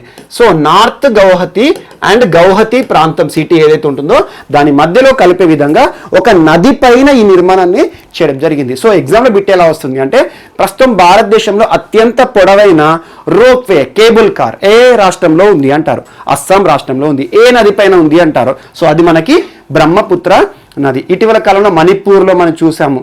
సో రైల్వే విషయంలో పియర్ బ్రిడ్జ్ అని చెప్పేసి ఇప్పటివరకు ప్రపంచంలోనే అతిపెద్ద పియర్ బ్రిడ్జ్ అని, అండ్ అంతకుముందు చూసాము చీనాబ్ నది పైన రైల్వే వంతెన అని. సో అలా నదుల పైన జరుగుతున్న కట్టడాలన్నీ కూడా యాడ్ చేసేసుకొని లింక్ చేసుకొని చదవండి. సో అస్సాం రాష్ట్ర ముఖ్యమంత్రి ఎవరు, తరచు మనం చూస్తుంది Sarbananda Sonowal. Okay, next topic. So bureau of Indian standards BIS విషయంలో నాణ్యతకి సంబంధించి బ్యూరో ఆఫ్ ఇండియన్ స్టాండర్డ్స్ ఏదైతే ఉంటుందో నాణ్యతకి సంబంధించిన ప్రమాణాలను ప్రస్తావిస్తూ ఉంటుంది. ఈ రోజున ఇది ఎందుకు వార్తలో నిలిచింది అంటే, చూడండి, water right to water is fundamental right అన్నాను. ఈరోజు వాటర్ని, నీటిని సరఫరా చేయడానికి ఇంటింటికి నల్లా కనెక్షన్లను ఇస్తుంది ప్రభుత్వాలు. కొన్ని ప్రభుత్వాలు ఇస్తున్నాయి. ఎగ్జాంపుల్ కొన్ని రాష్ట్రాలు చెప్తాను. తెలంగాణలో మిషన్ భగీరథ. ఈ తెలంగాణలో ఉండే మిషన్ భగీరథని వారు ఇన్స్పిరేషన్గా తీసుకుంటూ జలస్వప్న అని వెస్ట్ బెంగాల్ రాష్ట్ర ప్రభుత్వం మమతా బెనర్జీ గారు ప్రారంభించారు. అలా ఇంటింటికి తాగునీటిని ప్రసాదించాలి, ఇవ్వాలి అని చెప్పేసి కేంద్ర ప్రభుత్వం కూడా జల్ జీవన్ మిషన్ని ప్రారంభించింది. సో అలా జల్ జీవన్ మిషన్ ఏంది, 2024 సంవత్సరానికల్లా ఇంటింటికి త్రాగునీటి సౌకర్యాన్ని, నల్లా నీటిని కనెక్షన్ ఇవ్వాలి అని చెప్పేసి ప్రారంభిస్తుంది. అలా నల్ల నీరు ఏదైతే ఉంటుందో ఈ నల్ల నీటి పైప్డ్ వాటర్ సిస్టమ్, అంటే పైపు ద్వారా వాటర్ ఇస్తున్నాం కదా, ఆ పైప్డ్ వాటర్ సిస్టమ్ యొక్క నాణ్యతని పరిశీలించే విధంగా నాణ్యత ప్రమాణాలు పాటించాలి అని చెప్పేసి స్టాండర్డ్ గైడ్ లైన్స్ డ్రాఫ్ట్ని ఈ రోజున రిలీజ్ చేయడం జరిగింది కేంద్ర ప్రభుత్వం. స్టాండర్డ్ గైడ్ లైన్స్, క్వాలిటీ ఏ విషయంలో, పైప్డ్ వాటర్ సిస్టమ్, ఇంటింటికి నల్లా నీరు ఇచ్చే విధంగా కూడా బ్యూరో ఆఫ్ ఇండియన్ స్టాండర్డ్ ప్రమాణాలను పాటించాలి అని చెప్పేసి నీటి ప్రమాణాలు కూడా ఏ నీరు పడితే ఆ నీరు కాదు, ఖచ్చితంగా సరఫరా చేసే నీరు, ప్రభుత్వం ఇచ్చే నీరు ఖచ్చితంగా క్వాలిటీ ఓరియంటెడ్గా ఉండాలి, క్వాలిటీ ఉండాలి, నాణ్యత ఉండాలి అనే అంశం కూడా ఈరోజు ప్రస్తావించడం జరిగింది. సో ఇటీవల కాలం చూడండి, బ్యూరో ఆఫ్ ఇండియన్ స్టాండర్డ్ సంబంధించి చాలా అంశాలు ఇస్తున్నాయి. అండ్ ఇటీవల మినిస్ట్రీ ఆఫ్ కన్జ్యూమర్ అఫైర్, ఇందాక మీకు చెప్పాను, డిజేబిలిటీ పీపుల్ ఎవరైతే ఉంటారో వారికి సంబంధించి నేషనల్ ఫుడ్ సెక్యూరిటీ యాక్ట్ పరంగా వారికి ఆహార ధాన్యాలను పబ్లిక్ డిస్ట్రిబ్యూషన్ సిస్టమ్ని ఇవ్వాలి అని చెప్పేసి మనం నేర్చుకున్నాం. అందులో భాగంగా ఈ రోజున దీనికి ఇంకొకటి లింక్ చేసుకోండి. అదేంటంటే ఆన్లైన్ విధానంలో గోల్డ్ హాల్ మార్కింగ్ సెంటర్స్ ఎవరైతే రిజిస్ట్రేషన్ చేస్తారో అది కూడా ప్రకటించబడుతుంది. బట్ ఈ టాపిక్ అంతగా ఇంపార్టెంట్ కాదు.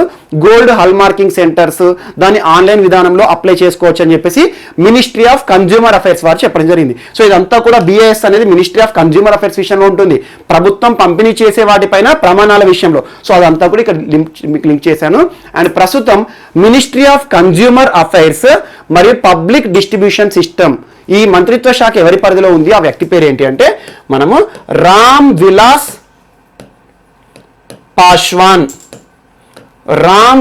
పాశ్వాన్ గారు కన్సర్న్ మంత్రిగా ఉన్నారు. సో 2 టాపిక్స్కి ఈరోజు లింక్ చేసుకోండి. సో ఫస్ట్ టాపిక్ డిజేబిలిటీ విషయంలో మనం national food security act, public distribution system, అలా పౌర సరఫరాల శాఖ అని చెప్పాను కదా, దాని విషయంలో ఇది కూడా లింక్ చేసుకోండి. రామ్ విలాస్ పాశ్వాన్ గారు. అండ్ BI స్టాండర్డ్స్ వాటర్ విషయంలో, పైపుడు వాటర్ విషయంలో కూడా ప్రమాణాలు పాటించాలని ఇటీవల కేంద్ర ప్రభుత్వం గైడ్ లైన్స్ని పాటించడం జరుగుతుంది. ఇది ఒకటి కూడా మోస్ట్ ఇంపార్టెంట్. అండ్ నెక్స్ట్ ఈ రోజున వాటర్ రిలేటెడ్ ఇంకొక అంశం వార్తల్లో నిలిచింది. మత్స్య రంగానికి సంబంధించి ఇటీవల చూడండి, మత్స్య రంగానికి ప్రోత్సాహకాలు ఇచ్చే పథకాలు చాలా వరకు కూడా ప్రారంభమవుతున్నాయి రాష్ట్రాల్లో. ఏ రాష్ట్రమైనా తీసుకోండి, ఆంధ్రప్రదేశ్ కానివ్వండి, తెలంగాణ కానివ్వండి. అండ్ ఇటీవల ఆత్మనిర్భర్ భారత్ అభియాన్లో భాగంగా దెబ్బతిన్న ఆర్థిక వ్యవస్థని గాడిన పెట్టడానికి భారత ప్రభుత్వం ఒక్కొక్క రంగానికి ఒక్కొక్క ప్రోత్సాహం ఇస్తోంది. వ్యవసాయ రంగం కోసము PM కిసాన్ కానివ్వండి, దానికి సంబంధించి మిగతా ఎలా రైతులకు కావాల్సిన ప్రోత్సాహక పథకాలు ఇవ్వడం, మరియు ఆకలి చావులు ఉండకూడదని గరీబ్ కళ్యాణ్ అన్న యోజన, పరిశ్రమలకు సంబంధించి MSMEలకు సంబంధించి ఉద్యమ పేరుతో వారికి ప్రోత్సాహకాలు కానివ్వండి సర్వీస్ సెక్టార్లో ఇస్తోంది. అండ్ వ్యవసాయ అనుబంధ రంగాల భాగంగా మత్స్య సంపదని పెంచాలి, మత్స్య రంగాన్ని ఆదుకోవాలని మనం PM మత్స్య సంపద యోజన గురించి చూసాం క్రితం క్లాస్లో. ఈ రోజున ఒక పదం గుర్తుంచుకోండి, ఆక్వా అనే పదం ఎక్కడున్నా that word is related to ఫిషరీకి సంబంధించింది. సో అక్వేరియం అంటాము, ఇండ్లలో పెంచే చేపలు చిన్న చిన్నవి ఉంటాయి కదా, మనం ఆహ్లాదభరితంగా చూసి ఎంజాయ్ చేస్తూ ఉంటాము. So aquarium, aqua. సో ఈరోజు ఆక్వాక్స్ రంగానికి సంబంధించి, మత్స్య రంగానికి సంబంధించి ఒడిషా ప్రభుత్వం వార్తల్లో నిలిచింది. ఒడిషా ప్రభుత్వం ఏం చేసింది అంటే రాష్ట్రంలో మత్స్య సంఘానికి కానివ్వండి, మత్స్య రంగానికి కానివ్వండి ప్రోత్సాహం ఇచ్చే ఉద్దేశంతో ఒక కొత్త టెక్నాలజీతో మత్స్య పరిశ్రమను చేపట్టబోతోంది. ఆ టెక్నాలజీ ఇప్పటివరకు భారతదేశంలో ఇదే ఫస్ట్ టైం. సో అలా ఒడిషా రాష్ట్ర ప్రభుత్వం చేస్తున్న టెక్నాలజీ మత్స్య రంగానికి సంబంధించి ఏంటంటే biofloc fish farming technology. Biofloc fish farming technology. దీన్ని సృష్టించిన శాస్త్రవేత్త ఆక్వా సైంటిస్ట్ ఎవరు అంటే ఇజ్రాయెల్కి సంబంధించింది. ఇజ్రాయెల్ దేశంలో ఈ టెక్నాలజీ పుట్టింది. సో ఇజ్రాయెల్లో వ్యవసాయం, దాని అనుబంధ రంగాలకు సంబంధించి, టెక్నాలజీ సంబంధించి చాలా అంశాలు ముందుగా నిలుస్తాయి. ఇటీవల కాలంలో కిబుట్స్ వ్యవసాయం గురించి మీకు చెప్పాను. సైంటిఫిక్గా ఏ రకంగా కోఆపరేటివ్ ఫార్మింగ్, చాపర్స్ ద్వారా ఏ రకంగా పురుగుల మందు చల్లుతారని మనం చెప్పాను, ఒక అంశంతో లింక్ చేసుకుంటాం. ఇజ్రాయెల్లో మత్స్యరంగానికి సంబంధించి కూడా బయోఫ్లాక్ టెక్నాలజీ అనే ఒక వ్యవస్థ ఉంటుంది. ఏం లేదు, ఎక్కడైనా సరే ఆర్టిఫిషియల్గా ఫిష్ పాండ్స్ని ఏర్పాటు చేయాలి. దానికి సంబంధించి కొన్ని మెకానికల్ ఇష్యూస్ తీసుకోవడం కానివ్వండి, నీటి శుద్ధి విషయం కానివ్వండి, వేస్ట్ వాటర్ ఏదైతే ఉంటుందో పనికిరాని వాటర్లో కూడా ఫిషెస్ పెంచి ఆ వాటర్ని పరిశుభ్రం చేయడం కానివ్వండి, ఇవన్నీ వస్తాయి బయోఫ్లాక్ ఫిష్ టెక్నాలజీలో. సో దీనికి సంబంధించి మీరు అగ్రికల్చర్ BSc చదివే వాళ్ళు ఎవరైతే ఉంటారో వారికి ఇదంతా కూడా ఉంటుంది. అంటే ఏంటంటే బయోఫ్లాక్ ఫిష్ టెక్నాలజీ అంటే ఏంటంటే ఒక టెక్నాలజీ. సో అలాంటి టెక్నాలజీ వేస్ట్ వాటర్ ట్రీట్మెంట్ ఆధారంగా ఫిషెస్ని పెంచడం కానివ్వండి, అలా వాటర్ని శుభ్రంగా మార్చడం కానివ్వండి, లేదంటే మనం ఇప్పుడు అగ్రికల్చర్ ఫార్మింగ్ ఉంటుంది, వరి వంగడాలు కానివ్వండి, వరి నాట్లు వేసిన తర్వాత ఆ వాటర్లో కూడా కొన్ని దేశాల్లో ఫిషెస్ని పెంచుతారు. అలా రకరకాల ఫిష్ టెక్నాలజీస్ ఉంటాయి. ఈ రోజున వార్తల్లో ఇచ్చిన ఫిష్ టెక్నాలజీ ఏంటంటే biofloc farming fish technology, fish farming technology. So biofloc fish farming technology రాష్ట్రంలో అవలంబిస్తాము. అలా రాష్ట్రంలో మత్స్యరంగంలో మత్స్యాలను అంటే చేపలను ఉత్పత్తి పెంచడానికి, చేపల యొక్క రంగాన్ని ఇంకా ప్రోత్సాహం కలిగించడానికి బయోఫ్లాక్ టెక్నాలజీ తీసుకొస్తున్నాం. అంటే ఏంటంటే అర్బన్ ప్రాంతాల్లో కూడా ఫిష్ పాండ్లను ఏర్పాటు చేస్తారు, చిన్న చిన్న పాండ్లను. అందులో ఫిషెస్ని పెంచడం కానివ్వండి, అలా వాటర్ ట్రీట్మెంట్ చేయడం కానివ్వండి, ఇవన్నీ కూడా ఆ టెక్నాలజీ ద్వారా చేస్తారు. అలా ఒడిషా రాష్ట్రం ఈ రోజున బయోఫ్లాక్ ఫిష్ ఫార్మింగ్ టెక్నాలజీ అనే అంశంతో ముందుకు వచ్చింది.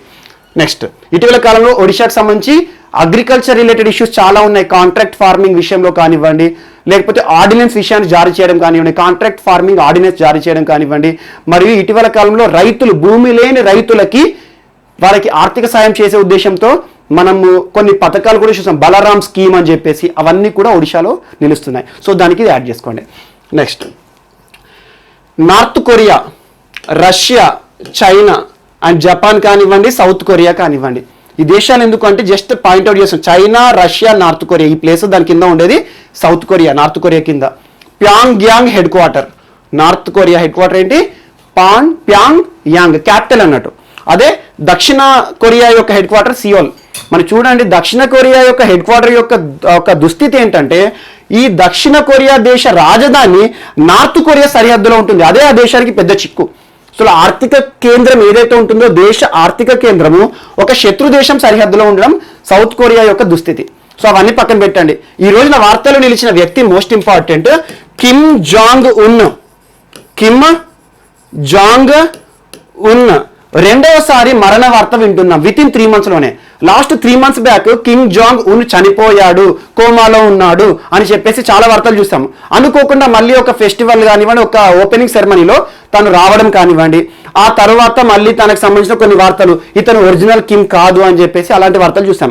కానీ ఈ రోజున అధికార పత్రిక మనకి కిమ్ జాంగ్ ఉన్కి సంబంధించి ఒక వార్తను వెల్లడించింది. అదేంటంటే కిమ్ జాంగ్ ఉన్ కోమాలో ఉన్నాడు, చనిపోయాడు అని చెప్పేసి అలాంటి వార్తలు వస్తున్నాయి. కానీ కోమాలకు వెళ్లే ముందే అధికారాలన్నింటినీ కూడా తన సోదరికి అప్పజెప్పడం జరిగింది. సో తన పేరేంటి? కిమ్ యో జాంగ్. కిమ్ జాంగ్ అనేది ఇద్దరిలో కామన్ నేమ్, కిమ్ జాంగ్. ఉన్ అనేది ఇతనికి వస్తుంది, యో అనేది తనకు వస్తుంది. కిమ్ జాంగ్ ఉన్ ఇతను, కిమ్ యో జాంగ్ తన సోదరి. సో తన సోదరికి అధికారాలను అప్పజెప్పాడు అని చెప్పేసి ఇటీవల అధికార పత్రికలు కూడా నార్త్ కొరియాకి సంబంధించిన వార్తలు వస్తున్నాయి. అండ్ గుర్తుంచుకొని నార్త్ కొరియా అనేది ప్రపంచంలోనే ఒక స్పెసిఫిక్ దేశము. ఎలా ఉంటుంది అంటే నార్త్ కొరియాలో ప్రజలకు స్వేచ్ఛ ఉండదు, హక్కులు ఉండవు, వారు ఏ రకంగా బతకాలి, ఎలా ఉండాలని చెప్పేసి ఈ ఒక నియంత పరిపాలనలో ఉంది. వారు చేసుకునే కటింగే కానివ్వండి, ఫుడ్డే కానివ్వండి, వారు ఉండే వాతావరణాలే కానివ్వండి. అండ్ సింపుల్గా చెప్పాలంటే ప్రభుత్వంలో పనిచేసే రక్షణ శాఖ మంత్రిని కూడా ఉరి తీసిన చరిత్ర. సో అలా చాలా ఉన్నాయి నార్త్ కొరియాకి సంబంధించి. ప్రపంచంతో సంబంధం లేకుండా మెయింటైన్ చేస్తుంది. అండ్ ఆ దేశంలో ఇంటర్నెట్ కూడా వారి దేశం కల్పించే విధానాలపైన కానివ్వండి, ప్రపంచ విషయాలన్నీ కూడా ప్రజలకు తెలియవు. ఆ దేశంలో ఏం జరుగుతుందో ప్రపంచానికి తెలియదు. చాలా విషయాల్లో నార్త్ కొరియా అనేది ఈరోజు వార్తలు నిలుస్తూ ఉంటుంది. కానీ ఈరోజు నార్త్ కొరియా దేశానికి సంబంధించి నియంత చనిపోయాడు అనే ఒక వార్త వస్తుంది, అండ్ కోమాలో ఉన్నాడని కొన్ని వార్తలు వస్తున్నాయి. బట్ అధికారాలకు సంబంధించి ఈ వ్యక్తి కూడా నేర్చుకొని నార్త్ కొరియా వార్తలు నిలిచిన ఈరోజు ఒక దేశము. నెక్స్ట్ టాపిక్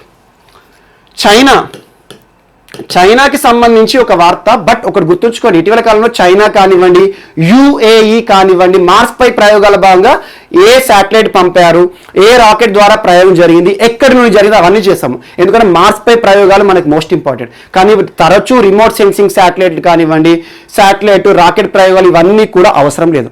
కానీ ఈరోజు జస్ట్ ఒక పాయింట్ యాడ్ చేసుకోండి. అంటే ఇటీవల ఏ రిమోట్ సెన్సింగ్ శాటిలైట్ని చైనా లాంచ్ చేసింది, చైనాకు సంబంధించింది. China launches new optical remote sensing satellite. అదేంటంటే రాకెట్ ద్వారా పంపింది. అదేం ప్రయోగం అంటే మనకి గవోఫెన్ 905 గవోఫెన్ 905 అనే ఒక రాకెట్ ప్రయోగం చేసింది. బట్ ఇది మనకి ఎలాంటి ఉపయోగం లేదు, కాంపిటేటివ్ ఎగ్జామ్స్లో రాదు. బట్ ఒక ప్రయోగం జరిగిందనే వార్తలో నిలిచింది కాబట్టి దాని గురించి చెప్పాను. కానీ అంతకుముందు చైనా చేసిన ప్రయోగం, మార్స్ పై ప్రయోగం ఏంటి అలాంటివి మాత్రం చూసుకోండి. సో ఈరోజు చైనా ఒక ప్రయోగం చేసింది, ఆ పేరు మాత్రం జస్ట్ చూడండి అంతే, ఎగ్జామ్లో అడిగే అవకాశమే లేదు. రిమోట్ సెన్సింగ్ శాటిలైట్ ఇది ఏదైతే ఉంటుందో remote sensing optical satellite. And next ఈ రోజున ఇండియా ఉజ్బెకిస్తాన్కి సంబంధించిన వార్త. ఉజ్బెకిస్తాన్ ఎక్కడ ఉంటుంది చూడండి. ఉజ్బెకిస్తాన్, తుర్కమెనిస్తాన్, కజకిస్తాన్, ఉజ్బెకిస్తాన్, మనకి పాకిస్తాన్ ఏదైతే ఉందో పాకిస్తాన్, ఆఫ్ఘనిస్తాన్ ఈ దేశాలు ఉంటాయి కదా. ఇండియా, పాకిస్తాన్, ఆఫ్ఘనిస్తాన్, ఇరాన్ ఇవన్నీ ఉంటాయి కదా. ఈ ఉజ్బెకిస్తాన్ ప్లేస్ని చూడండి, దీని చుట్టుపక్కల ఉన్న దేశాలను చూడండి. తుర్కమెనిస్తాన్ అండ్ కజకిస్తాన్ ఇవన్నీ కూడా ఏంటంటే రష్యా, యుఎస్ఎస్ఆర్ విచ్ఛిన్నం అయిపోయింది 1991లో. ఆ తర్వాత మీకు చూసాము ఇటీవల కాలంలో బెలారస్కి సంబంధించిన ఒక అంశం నేర్చుకున్నాము. సో అలెగ్జాండర్ లుకషెంకో ఏ రకంగా వివాదాస్పదం అవుతున్నాడు, ఆ దేశంలో జరుగుతున్న ఉధృతి అదంతా చెప్పినప్పుడు ఇదంతా చెప్పాను. సో ఈ రోజున ఉజ్బెకిస్తాన్ వార్తలు నిలిచింది దేశము. దీనికి సంబంధించి ఉజ్బెకిస్తాన్కి భారతదేశానికి మధ్యలో ఒక ఫస్ట్ మీటింగ్ జరిగింది. ఆ మీటింగ్ ఏంటంటే coordination committee meeting. Coordination committee just casual meeting, రెండు దేశాల మధ్యలో ఉండే విదేశీ మంత్రిత్వాల పరిధిలో ఉంటాయి కదా, ఆ అధికారులు ఒక సమావేశం, వర్చువల్ సమ్మిట్. ఎవరు కూడా పోలేదు, ఎవరు కూడా రాలేదు. సో దేని విషయంలో అంటే అండ్ ఇన్వెస్ట్మెంట్స్. భారతదేశంలో ఉజ్బెకిస్తాన్ ఎలాంటి ట్రేడ్ చేస్తుంది, వాణిజ్యం, మన దేశం నుండి ఎగుమతులు ఏం పోతాయి, వాళ్ళ దేశం నుండి మన దేశానికి దిగుమతులు ఏమొస్తాయి, సో వారి దేశానికి మన దేశానికి ఉన్న సంబంధాలు ఏంటి, ఏ రకంగా ఫ్యూచర్లో ఈ రెండు దేశాల మధ్యలో వాణిజ్య ఒప్పందాలు జరగాలి, ఇన్వెస్ట్మెంట్స్ ఏ రకంగా జరగాలని ఒక కామన్ షేరింగ్ అనేది జరిగింది ఇటీవల కాలంలో. అదేంటంటే ఈ రెండు దేశాల మధ్యలో జరిగిన ఒక మొట్టమొదటి కోఆర్డినేషన్ కమిటీ, ఫస్ట్ కమిటీ. అలా వార్తలు నిలిచిన దేశం మనకి ఈ రోజున ఉజ్బెకిస్తాన్ దేశము. ఉజ్బెకిస్తాన్తో రానున్న కాలంలో ఎలాంటి వాణిజ్యం జరపాలి, ఎలాంటి ఇన్వెస్ట్మెంట్స్ మనం వారి దేశంలో పెట్టడం కానివ్వండి, వారు మన దేశంలో ఇన్వెస్ట్మెంట్స్ పెట్టడం కానివ్వండి, ఎఫ్డిఐ ఇన్ఫ్లోస్ కానివ్వండి, ఇలాంటి అంశాలు ఎలా ఉండబోతున్నాయి, అండ్ కోవిడ్-19 పరిస్థితుల కాలంలో రెండు దేశాలు ఏం చేస్తున్నాయి, దీనికి సంబంధించిన అన్ని అంశాలు కూడా ఇద్దరు కూడా కోచేర్ చేసేసుకొని అంటే ఇద్దరు కూడా సమానంగా ఏదైతే ఉంటుందో ఈ దేశాల మధ్యలో సంబంధాల విషయాన్ని చర్చించుకున్నారు. అలా ఉజ్బెకిస్తాన్ ఇటీవల వార్తలు నిలిచిన ఇంకొక దేశము, దానికి సంబంధించిన మ్యాప్ కూడా మీకు చూపించాను. అండ్ నెక్స్ట్ ఈ రోజున ఇంకోటి ఏంటంటే మహారాష్ట్రకి సంబంధించిన ఒక అంశము. రెండు సంస్థల మధ్యలో ఒప్పందం జరిగింది మనకు. UNDP, United Nations development programme, every year HDI human development index ని రిలీజ్ చేస్తూ ఉంటుంది. మానవాభివృద్ధి సూచి అంటాం, అందులో భారతదేశం ర్యాంక్ ఏంటి, టాప్ ప్లేస్ ఏంటో మనం చేస్తాం. అలా యుఎన్డిపికి అండ్ మహారాష్ట్రకి సంబంధించిన ఒక సంస్థకి మధ్యలో ఒప్పందం జరిగింది. Chamber of Marathwada industries and agriculture. Marathwada అంటే ఏంటి, మరాఠా ప్రాంతం, సింపుల్ చెప్పాలంటే మహారాష్ట్ర. సో మహారాష్ట్రలో ఎలాంటి ఎంఎస్ఎంఈలకు సంబంధించి గైడ్ లైన్సే కానివ్వండి, ఎంఎస్ఎంఈలకు సంబంధించి ఎలాంటి ప్రోత్సాహకాలు ఇవ్వాలి, ఇవన్నిటినీ కూడా కేంద్రీకృతం చేస్తూ ఈ రెండు సంస్థల మధ్యలో ఒక అవగాహన ఒప్పందం జరిగింది. సో ఎంఎస్ఎంఈ అంటే ఏంటి, మైక్రో స్మాల్ మీడియం ఎంటర్ప్రైజెస్ ని ఏ రకంగా ఆదుకోవాలి, వాటిని అభివృద్ధి గాడిన పెట్టాలి అంటే రాష్ట్ర ప్రభుత్వాలు ఏం చేయాలి, ఈ ఛాంబర్ పరిధిలో ఏమేమి అధికారాలు ఉంటాయి, సో వీరు ఎలాంటి టెక్నాలజీ ఇస్తారు, అలాంటి అన్ని అంశాల విషయంలో రెండు సంస్థల మధ్యలో ఎంఎస్ఎంఈల అంశం విషయంలో ఒక ఒప్పందం జరిగింది. మైక్రో స్మాల్ మీడియం ఎంటర్ప్రైజెస్, ఏ రాష్ట్రమైనా తీసుకోండి, ఏ దేశమైనా తీసుకోండి, మైక్రో స్మాల్ మీడియం ఎంటర్ప్రైజెస్ చాలా వెన్నెముక దేశానికి. భారతదేశం చూడండి, ఆల్మోస్ట్ 80% చిన్న మరియు సూక్ష్మ పరిశ్రమలు ఉంటాయి, మధ్యతర పరిశ్రమలు, భారీ పరిశ్రమలు కేవలం లెక్కల్లో మాత్రం చాలా తక్కువగా ఉంటాయి. So micro small medium enterprises కి ప్రోత్సాహం ఇచ్చే విధానాలు ఎలా అవలంబించాలి, ఏ రకంగా వాటికి ప్రోత్సాహకాలు ఇవ్వాలి, వారికి ఆర్థిక సహాయాలు ఎలా చేయాలని చెప్పేసి రెండు సంస్థల మధ్యలో ఒక ఒప్పందం జరిగింది. UNDP, United Nations development programme, ఇది ఐక్యరాజ్య సమితి యొక్క ఒక wing. And next chamber of Marathwada industries and agriculture పరంగా మరియు పరిశ్రమ పరంగా ఒక రాష్ట్రంలో చూసే ఒక సంస్థ. ఓకే, నెక్స్ట్ ట్రైబల్ కి సంబంధించి ఒక అంశం. ఇటీవల కాలంలో ట్రైబల్ సంబంధించి ట్రై ఫుడ్ గురించి మనం నేర్చుకున్నాం. అండ్ ట్రైబల్ కి సంబంధించి రకరకాల అంశాలు మనం తరచూ చర్చించుకుంటున్నాం. దాదాపు ఒక 10కి పైగా ఉన్నాయి, అవన్నీ లింక్ చేసుకోండి. ఈ రోజున ట్రైబల్ రిలేటెడ్ ఒక అంశం వార్తలు ఇచ్చింది. కేంద్ర గిరిజన మంత్రిత్వ శాఖ ఎవరున్నారు ప్రస్తుతం మంత్రి, అర్జున్ ముండా గారు వర్చువల్ గా ట్రైబ్స్ ఇండియా షోరూమ్ ని లాంచ్ చేశారు. ట్రైబ్స్ ఇండియా షోరూమ్ అంటే ఏంటి, ట్రైబ్స్ ఏవైతే ఉంటాయో భారతదేశంలో ఉండే తెగలు ఎవరైతే ఉంటారో తెగల యొక్క ఉత్పత్తులు ఉంటాయి కదా, ఆ ఉత్పత్తులు వారు తయారు చేసిన వస్తువులే కానివ్వండి, వీటికి మార్కెటింగ్ సౌకర్యం కావాలి. ఇటీవల మార్కెటింగ్ సౌకర్యం చేసుకోవడానికి ఏ సంస్థలతో ఒప్పందం చేసుకున్నాం అవన్నీ కూడా చూసాం మనం. ఇటీవల కాలంలో ట్రై ఫుడ్ ఏ రకంగా వారి మార్కెటింగ్ సంబంధించి ఏ రకంగా చేస్తుంది, ఫుడ్ ప్రాసెసింగ్ సంబంధించి చూస్తున్నాం. సో ఈ రోజున ట్రైబల్ పీపుల్ ఉత్పత్తి చేస్తున్న వస్తువులు ఏవైతే ఉంటాయో వాటికి షాపింగ్ మాల్స్ ఉంటాయి కదా, అలా షాపింగ్ మాల్ అన్నట్టు ట్రైబ్స్ ఇండియా షోరూమ్ ని ఓపెన్ చేయడం జరిగింది వర్చువల్ గా. ఏ ప్రాంతంలో, ట్రైబ్స్ ఇండియా షోరూమ్ ఓపెన్ అయింది ఇటీవల అంటారు. So western zonal office of LIC, life insurance corporation of India ఉంటుంది కదా మనకి, బీమాకు సంబంధించి ఎల్ఐసి సంస్థ. ఎల్ఐసి వెస్టర్న్ జోన్ ఏ ప్రాంతంలో ఉంది, ముంబైలో ట్రైబ్స్ ఇండియా షోరూమ్ అనేది ఒకటి లాంచ్ చేయడం జరిగింది. కేంద్ర గిరిజన మంత్రిత్వ శాఖ మంత్రి గారు అర్జున్ ముండా గారు లాంచ్ చేయడం జరిగింది. సో ట్రైబ్స్ ఇండియా షోరూమ్ యొక్క స్పెషాలిటీ ఏంటి, ట్రైబల్ పీపుల్ ఎవరైతే ఉంటారో రకరకాల తెగలు వారు ఉత్పత్తి చేసిన వస్తువులన్నిటికీ కూడా ఒక షాపింగ్ సౌకర్యం అనేది కల్పించే ఒక ప్రోత్సాహక పథకం, అలాంటి ఒక అంశం. మరి ఇంకోటి tribes India on wheels. On wheels అంటే ఏంటి, ఆన్ వీల్ అంటే ఎప్పుడైనా గుర్తుంచుకోండి సంచార అన్నట్టు. ఇటీవల క్రిమేషన్ ఆన్ వీల్స్ అని చెప్పేసి తెలంగాణ గురించి చెప్పాను, ఆన్ వీల్స్ సంచార వైద్యశాలల గురించి చెప్పాను. అలా ఆన్ వీల్స్ అనే అంశం ఎక్కడ ఉన్నా కూడా దట్ ఈజ్ మొబైల్ అంటే ఏంటి, ఒక ప్రాంతం నుండి ఒక ప్రాంతానికి సంచారం చేసే సదుపాయం అన్నట్టు. So tribes India on wheels అనే అంశంతో సంచార మార్కెటింగ్ సౌకర్యాలు కూడా కల్పిస్తున్నారు. అంటే ఏంటి, ఎగ్జాంపుల్ ట్రైబల్ పీపుల్ ఏవైతే ఉత్పత్తి చేస్తారో ఆ ఉత్పత్తి చేస్తున్న వస్తువులని వేరే ప్రాంతాలకి ఒక్కొక్క ఇంకొక ప్రాంతానికి తిరిగి సంచార షోరూమ్లను ఏర్పాటు చేసే ఉద్దేశం కూడా ఈ రోజున ప్రారంభమైంది. సో అలా ఒక వెహికల్లో ట్రైబల్ ఉత్పత్తులు పెడతారు, ఈ ప్రాంతంలో ఒక రోజు అమ్మేస్తారు, నెక్స్ట్ రోజు ఇంకొక ప్రాంతానికి వారి యొక్క ఉత్పత్తులకు మార్కెటింగ్ సౌకర్యాలు కల్పిస్తారు. ఇదంతా కూడా ఎవరి ఆధ్వర్యంలో జరుగుతుంది అంటే TRIFED of ministry of tribal affairs, అంటే కేంద్ర గిరిజన మంత్రిత్వ శాఖ పరిధిలో ఒక సంస్థ ఉంటుందని చెప్పాను మీకు నిన్న ట్రైఫుడ్ అప్పుడు. సో ట్రైఫెడ్ యొక్క యాక్రోనిమ్ రెగ్యులర్ చూడండి, tribal cooperative marketing development federation of India. Tribal cooperative సహకార marketing development federation of India, TRIFED సంస్థ ఆధ్వర్యంలో ఈ ట్రైబ్స్ ఇండియా షోరూమ్ కానివ్వండి, ట్రైబ్స్ ఇండియా ఆన్ వీల్స్ అనే మార్కెటింగ్ సౌకర్యాలు సంచార షాపులు కూడా ఉంటాయి. ఇదంతా కూడా వార్తలు నిలిచింది. అండ్ నెక్స్ట్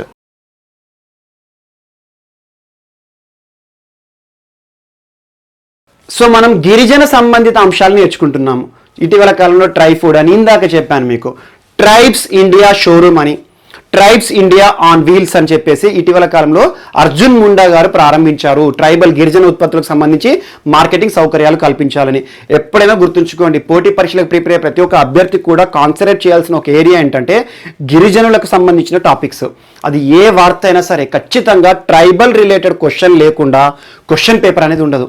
సో గిరిజనులకు సంబంధించి భాష కానివ్వండి, అంతరించిపోతున్న భాషలు కానివ్వండి, ఎగ్జాంపుల్ తంగం లాంటి భాష, అంతరించిపోతున్న గిరిజన తెగ కానివ్వండి, సెంటినలీస్ కానివ్వండి, అలా గిరిజనులకు సంబంధించి ఏ ఇష్యూ ఏ పేపర్లో కనబడ్డా కూడా ఒక్కసారి జస్ట్ చూడండి. సో అలాంటి ఇష్యూయే ఈరోజు చూడండి, ఆంధ్రప్రదేశ్ రాష్ట్రంలో విజయనగరం జిల్లా, విజయనగరం డిస్టిక్లో సాలూరు మండలం ఉంటుంది. ఆ సాలూరు మండలంలో ఒక గ్రామ పంచాయతీ ఉంది, కొదమ అనే ఒక గ్రామ పంచాయతీ. ఇటీవల కాలంలో ఎందుకు వార్తలు ఇచ్చింది అంటే కొన్ని పేపర్స్ ఆ ఏరియా పైన ఫోకస్ చేసి కొన్ని వార్తలను ప్రచురితం చేశాయి. ఆ గ్రామ పంచాయతీ పరిధిలో అసలు రోడ్లు లేవు, ప్రజలు చాలా ఇక్కట్లు పడుతున్నారు. ఈ వర్షాకాలంలో అయితే కనీసం ఇంటి నుండి బయటికి వెళ్ళే పరిస్థితి లేదు, నడద్దామంటే కూడా కనీసం కాలిబాట మార్గాలు కూడా లేవని చెప్పేసి ఒక వార్త ప్రచురితమైంది. సో అలా కొదమ గ్రామ పంచాయతీలో దాదాపు 150 కుటుంబాలు నివసిస్తున్నాయి. ఏంటి స్పెషాలిటీ అంటే అందరూ కూడా గిరిజనులే. సో మొత్తం కూడా గిరిజనులే నివసిస్తున్న ఒక గ్రామం. సో అలాంటి గ్రామ పంచాయతీ 150 కుటుంబాలు గిరిజన కుటుంబాలు నివసిస్తున్నాయి ఈ రోజున. ఆ గిరిజన కుటుంబాల్లో దాదాపు 124 గిరిజన కుటుంబాలు ఈరోజు ఐక్యత అంటే ఏకమై చందాలు వేసుకున్నారు. చందాలు వేసుకొని వారి ఊరిలో కావాల్సిన రోడ్డు నిర్మాణం ఏదైతే ఉంటుందో వారే సొంతంగా చేపట్టారు. సో ఇది దాదాపు చాలా ప్రాంతాలు చాలా మందిని కూడా ఆకర్షించింది. ఏంటంటే చూడండి, ఈ కొదమ గ్రామ పంచాయతీ నుండి మనకు సంత అనే అంశం చాలా మంది తెలిసి ఉంటుంది. వారాంతపు సంత అని గ్రామాల్లో ఎక్కువ జరుగుతాయి సంతలు. సో ఆ సంతల్లో అన్ని దొరుకుతాయి, పశువులు కానివ్వండి, వస్తువులు కానివ్వండి, పిల్లలకు కావాల్సిన ఆట కానివ్వండి, జాతర లాంటి వాతావరణం ఉంటుంది. సో అలా సంత గ్రామాల్లో కానీ మండలాల్లో కానీ జరుగుతూ ఉంటుంది. సో ఈరోజు కొదమ గ్రామ పంచాయతీకి సంబంధించి కొదమ గ్రామ పంచాయతీ ప్రజలు సంతకి వెళ్ళాలి, వారి అవసరాలు తీర్చుకోవాలి అని చెప్పేసి వెళ్ళాలంటే బారీ అనే సంతకు వెళ్ళాలి. అలా ఈ ప్రాంతం నుండి సింపుల్ చెప్పాలంటే ఏంటంటే ఒడిషా సరిహద్దుకి 4 కిలోమీటర్ల దూరంలో ఉంటుంది. సో అలా వెళ్ళడానికి కావాల్సిన రోడ్డు మార్గం ఏదైతే ఉంటుందో ఆ రోడ్డు మార్గాన్ని ఈరోజు కొదమ గ్రామ పంచాయతీ ప్రజలే సొంతంగా వారికి వారు చందా వేసేసుకొని నిర్మించుకున్నారు. సో దీనికి సంబంధించి ఇటీవల ఒక ప్రముఖులు కూడా ట్వీట్ చేశారు. మనం చూస్తున్నాం కరోనా పరిస్థితుల కాలంలో ముఖ్యంగా సోను సూద్ రెగ్యులర్గా వార్తలు నిలుస్తున్నాడు. ఏపీకి సంబంధించి ఇటీవల ఒక వ్యవసాయ రైతుకి ట్రాక్టర్ పంపడం కానివ్వండి, అండ్ మోస్ట్ ఇంపార్టెంట్ ఈ వలస కార్మికుల సమస్యలకు సంబంధించి వారి స్వస్థలాలకు చేరాలని ఎవరైతే అనుకుంటారో వారికి సంబంధించి సౌకర్యాలు కానివ్వండి, ఆర్థిక సదుపాయాలు కల్పిస్తున్నాడు. అండ్ విదేశాల్లో చిక్కుకుపోయిన భారతీయులను తిరిగి భారతదేశం తీసుకురావడానికి ప్రభుత్వం చేస్తుంది వందే భారత్ అని సముద్ర సేతు. కానీ ఇతను కూడా సొంతంగా కొన్ని తన సొంత ఖర్చులతో వారిని తీసుకొచ్చే ప్రయత్నాలు విమానాల ద్వారా చేసే ప్రయత్నాలు చేస్తున్నాడు. అండ్ దాంతోపాటు ఇటీవల ఉపాధి కార్యక్రమాల్లో భాగంగా ఉపాధి కోల్పోయిన వలస కార్మికులకు సంబంధించి ఒక యాప్ని కూడా తీసుకొచ్చాడని మీకు చెప్పాను. సోను సూద్ కూడా ఈరోజు ఈ గ్రామ పంచాయతీ విషయంలో ట్వీట్ చేశాడు.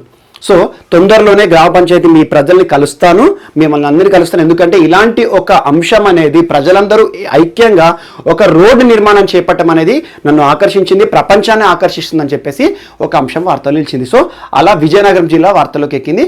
జస్ట్ ఇలాంటి అంశాలు ఏమైనా ఉన్నా కూడా ఒక్కసారి ఒక లుక్ వేయండి, ఎందుకంటే రీజనల్ ఎగ్జామ్స్లో కూడా అడిగే అవకాశాలు ఉంటాయి. అండ్ నెక్స్ట్ ఈరోజు ఆంధ్రప్రదేశ్ సంబంధించి ఇంకొక అంశం, ఇటీవల కాలంలో అమ్మోనియం నైట్రేట్, మనకు తెలుసు అమ్మోనియం నైట్రేట్ పేలుడు జరిగింది. ఏ దేశంలో గుర్తుందో లేదో, లెబనాన్ రాజధాని బీరట్లో పేలింది. ఆ తర్వాత ఆ దేశ ప్రభుత్వమే కూలిపోయింది, రాజీనామాలు చేశారు, అదంతా మనం నేర్చుకున్నాం. సో అలాంటి అమ్మోనియం నైట్రేట్ ఏదైతే ఉంటుందో ఎక్స్ప్లోజివ్స్లో వాడతారు. సో దానికి సంబంధించి మనం ఎక్కడెక్కడ వాడతారు, మత్తు మందులు ఏ రకంగా వాడతారు, అనెస్థెటిక్స్లో ఏ వాడతారు, అవన్నీ మనం ఆ రోజు ఈ మ్యాప్ చూపించాను. సో ఈ రోజు అమ్మోనియం నైట్రేట్ సంబంధించి విశాఖపట్నం, వైజాగ్ వార్తల్లో నిలిచింది. సో వైజాగ్లో అమ్మోనియం దిగుమతి ఎక్కువ జరుగుతుంది. భారతదేశంలో అమ్మోనియం దిగుమతి ఎక్కడ అంటే వైజాగ్, అంతే గుర్తుపెట్టుకోండి. సో అలా దిగుమతి అవుతున్న అమ్మోనియము వైజాగ్లో నిల్వ చేస్తారు. సో ఈ రోజున కేంద్ర ప్రభుత్వము మరియు రాష్ట్ర ప్రభుత్వము ఈ గోడౌన్స్ ఏవైతే ఉన్నాయో, అమ్మోనియంని నిల్వ చేస్తున్న గోడౌన్స్ ఏవైతే ఉన్నాయో ఆ ప్రాంతాలని వెంటనే ఖాళీ చేసే ప్రయత్నాలు చేస్తున్నాయి. ఖాళీ చేసేసి ఈరోజు అమ్మోనియం నైట్రేట్ ఫ్రీ నగరంగా వైజాగ్ని తీర్చిదిద్దుతున్నారు. ఎందుకంటే ఇలా స్టోర్ చేస్తే ఏమవుతుంది అంటే, మనం చూసాము లెబనాన్లో కొన్ని ఏళ్ల పాటు స్టోర్ అయిన అమ్మోనియం నైట్రేట్ పేలితే ప్రపంచం అంతా వణికింది ఆ పేలుడికి, చూసాం మనం. సో అలాంటి విస్ఫోటనం జరగకూడదు. అందులోనూ తరచూ ఇటీవల కాలంలో పరిశ్రమల పరంగా కానివ్వండి ఇలాంటి కెమికల్స్ పేలుతున్నాయి. ఇటీవల స్టీరిన్ గ్యాస్ వైజాగ్లోనే పేలింది. సో అలాంటి వైజాగ్లో అమ్మోనియం నైట్రేట్ని మొత్తం కూడా ఖాళీ చేసేసి అమ్మోనియం నైట్రేట్ ఫ్రీ నగరంగా ఈ రోజున వైజాగ్ని తీర్చిదిద్దుతున్నారు. అండ్ మోస్ట్ ఇంపార్టెంట్, ఏవైతే సంస్థలు ఇండస్ట్రీస్ ఉంటాయో అమ్మోనియం నైట్రేట్ ఆధారంగా పనిచేసే ఇండస్ట్రీస్ అన్ని కూడా ఎవరైతే అమ్మోనియం నైట్రేట్ కొనుగోలు చేయడానికి అడ్వాన్స్ కానీ పేమెంట్ చేస్తారో వారు విత్ ఇన్ 15 డేస్లో ఆ సరుకును తీసుకొని పోవాలి అని చెప్పేసి ఇప్పుడు కేంద్ర ప్రభుత్వం కూడా యోచిస్తుంది. అమ్మోనియం నైట్రేట్ సంబంధించి మళ్ళీ కొత్త గైడ్లైన్స్ తీసుకురావాలి.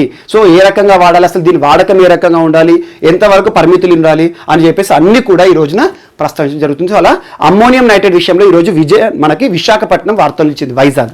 సో ఎందుకంటే అమ్మోనియం నైట్రేట్ దిగుమతి అవుతుందంతా కూడా వైజాగ్లో ఎక్కువ నిల్వ చేస్తున్నారు. అక్కడ నుండి వివిధ రాష్ట్రాలకు కానివ్వండి పరిశ్రమలకు కానివ్వండి సరఫరా చేస్తూ ఉంటారు. సో సరఫరాల్లో కూడా చాలా జాగ్రత్తలు తీసుకోవాలి. అలా గైడ్లైన్స్ ఈ రోజున కేంద్ర ప్రభుత్వం ఇచ్చింది. సో అలా పర్యావరణ పరంగా చాలా డేంజరస్ అమ్మోనియం నైట్రేట్. సో ఈరోజు పర్యావరణ సంబంధించి ఇంకొక అంశం, పర్యావరణ కాలుష్యానికి సంబంధించి మనం సెంట్రల్ పొల్యూషన్ కంట్రోల్ బోర్డు ఇటీవల కాలంలో తరచూ చూస్తున్నాం. పర్యావరణ సంబంధించి అనుమతులు కానివ్వండి, ఏదైనా సంస్థలకు కానివ్వండి, ప్రాజెక్టులకు కానివ్వండి ఇస్తుంది క్లియరెన్స్ సర్టిఫికేట్. ఏదైనా పెద్ద పరిశ్రమ పెట్టాలంటే కూడా పొల్యూషన్ కంట్రోల్ బోర్డు సర్టిఫికేట్ తీసుకోవాలి మనం. సో అలా సెంట్రల్ పొల్యూషన్ కంట్రోల్ బోర్డు ఇటీవల కాలంలో రైల్వేలను కూడా వర్గీకరణ చేసింది. సో అలా రెడ్ అని, గ్రీన్ అని, ఆరెంజ్ అని చెప్పేసి. సో ఈ రోజున ఒక్కొక్క స్టేట్కి ఒక్కొక్క పొల్యూషన్ కంట్రోల్ బోర్డు ఉంటుంది. Telangana state pollution control board, Telangana state pollution control board, Telangana రాష్ట్ర పర్యావరణ నియంత్రిత సంస్థ ఏదైతే ఉంటుందో ఆ కంట్రోల్ బోర్డు ఒక యాప్ని రూపొందించింది, టీఎస్ ఎయిర్. సో ఇలాంటి మోస్ట్ ఇంపార్టెంట్ టీఎస్ ఎయిర్ అనే ఒక యాప్ని రూపొందించింది. ఈ యాప్ని దీని యొక్క ఉపయోగం ఏంటంటే, ప్రజలు ఎవరైనా సరే ఏవైనా పరిశ్రమలు ఉన్నాయనుకోండి, ఆ పరిశ్రమల నుండి ఉద్గారమయ్యే హానికరమైన వాయువుల పైన కానివ్వండి, ఎంత మొత్తంలో ఆ వాతావరణం పక్కన ఉన్న చుట్టుపక్కల మన పరిసరాలు ఎంత మొత్తంలో కాలుష్యంతో నిండిపోయింది, మరియు దానికి సంబంధించిన రెగ్యులర్ అప్డేట్స్ అన్ని కూడా ఈ యాప్లో వస్తాయి. స్కాన్ చేయదు, అప్డేట్స్ వస్తాయి. ఈ అప్డేట్స్ ఆధారంగా ఎక్కడైనా పరిసరాలకు సంబంధించి ఏదైనా హానికరమైన ఉద్గారాలు వచ్చినా లేదంటే దాని పరిశ్రమలో కంటిన్యూగా మనకి పర్యావరణం హితం ఏవైతే ఉంటాయో, సింపుల్ చూడండి, ఇటీవల కాలంలో పెద్ద పెద్ద ఇండస్ట్రీస్లో నైట్ పూట ఈ వాయువులన్నింటినీ కూడా వదిలేస్తారు అందరు జనాలు పడుకున్నాక. ఇలాంటి ఇన్ఫర్మేషన్సే కానివ్వండి, ఏదైనా పరిశ్రమ నుండి పర్యావరణానికి హాని కలుగుతోంది అని ప్రజలు భావిస్తే నేరుగా ఈ యాప్ నుండి ప్రభుత్వానికి ఇన్ఫార్మ్ చేయొచ్చు, కాంప్లైంట్ చేయొచ్చు. తెలంగాణ స్టేట్ కంట్రోల్ బోర్డు ఏదైతే ఉంటుందో ఆ పొల్యూషన్ కంట్రోల్ బోర్డుకి నేరుగా ఈ యాప్లోకి వెళ్ళి ఒక కాంప్లైంట్ ఫైల్ చేస్తే నేరుగా అధికారులకు వెళ్తుంది, వాళ్ళు వచ్చేసి ఇన్స్పెక్షన్ చేస్తారు. సో అలా పర్యావరణంపై ప్రతి ఒక్కరికి కూడా బాధ్యత కలిగించాలి అనే ఉద్దేశంతో ఈరోజు మన చేతుల్లోనే పర్యావరణం అనేది ప్రతి ఒక్కరు ఒక బాధ్యతగా చేయాలని చెప్పేసి టీఎస్ ఎయిర్ అనే ఒక యాప్ వార్తలు నిలిచింది. సో అలా Telangana state pollution control board, so TSPCB state pollution control board వారు టీఎస్ ఎయిర్ అనే యాప్ తీసుకొచ్చారు. అలా ఒక వాతావరణం మన చుట్టుపక్కల ఉన్న పరిసరాలు ఏ రకంగా ఉంది, కాలుష్యం కానివ్వండి, ఏ రకంగా పర్టికులర్ మ్యాటర్స్ ఉన్నాయి, లేదా గాలికి సంబంధించి కానివ్వండి, ఎవరైనా పర్యావరణ కాలుష్యానికి బారిన పడితే, లేకపోతే ఏమైనా ఇండస్ట్రీస్ ఎఫ్లుయెంట్స్ రిలీజ్ చేస్తే వాటిపైన కంప్లైంట్స్ కానివ్వండి, ఇలాంటి అన్ని అంశాలు కూడా ఈ టీఎస్ ఎయిర్ ద్వారా చేయొచ్చు అని చెప్పేసి వార్త నిలిచింది. అండ్ నెక్స్ట్ ఈ రోజున వరంగల్కి సంబంధించి మామునూరు వార్తలు నిలిచింది. మామునూరు చాలా మందికి తెలుసు. ఇప్పుడు ప్రస్తుతం తెలంగాణలో కానిస్టేబుల్ ట్రైనింగ్ కానివ్వండి ఎక్కువగా మామునూరులో జరుగుతూ ఉంటాయి. కానిస్టేబుల్కి ప్రిపేర్ అయ్యే అభ్యర్థులు ఎవరైతే ఉంటారో మామునూరులో చాలామంది ట్రైనింగ్ చేసే ఉంటారు. సో ఈ వరంగల్లోని మామునూరు ప్రాంతంలో విమానాశ్రయం మళ్ళీ వార్తలోకి ఎక్కింది. తరచూ మామునూరు విమానాశ్రయానికి సంబంధించి వార్తలు చూస్తాం. సో ఇటీవల తెలంగాణ రాష్ట్ర ఐటీ శాఖ మంత్రి కేటీఆర్ గారు కేంద్ర వైమానిక రంగ మంత్రిత్వ శాఖ మినిస్ట్రీ ఆఫ్ సివిల్ ఏవియేషన్ ప్రస్తుతం ఎవరు హర్దీప్ సింగ్ పూరి గారిని కలవడం జరిగింది. So ministry of urban affairs కానివ్వండి, హౌసింగ్ కానివ్వండి, పిఎంస్ అనేది ఎప్పుడు చెప్తా ఉంటాను, హర్దీప్ సింగ్ పూరి గారిని కలిసి ఒక అప్లికేషన్ ఇచ్చారు. అంటే ఏంటంటే మార్చి 3 క్యాబినెట్ మీటింగ్, కేంద్ర క్యాబినెట్ మీటింగ్లో వరంగల్లోని మామునూరుకు సంబంధించిన అంశం వార్తలోకి వచ్చింది. కానీ ఇటీవల కరోనా పరిస్థితులు కానివ్వండి, దానికి సంబంధించి అన్ని కూడా ప్రభుత్వ కార్యకలాపాలు అన్నీ కూడా స్తంభించిపోయినాయి. సో అలా మామునూరు విమానాశ్రయాన్ని పునఃప్రారంభం చేయాలని చెప్పేసి ఇటీవల కేటీఆర్ గారు కేంద్ర వైమానిక శాఖ మంత్రి గారితో ఇటీవల సమావేశమయ్యారు. అందులో భాగంగా ఏమన్నారంటే ఉడాన్ స్కీమ్లో మామునూరుని కూడా చేర్చనున్నట్టుగా ప్రభుత్వం చెప్పింది.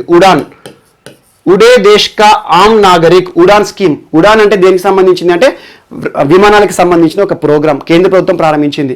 ఏం చేస్తారంటే రీజనల్ కనెక్టివిటీ, ఒక ప్రాంతం నుండి ఒక ప్రాంతానికి డొమెస్టిక్ ఫ్లైట్స్ని కనెక్ట్ చేయడము.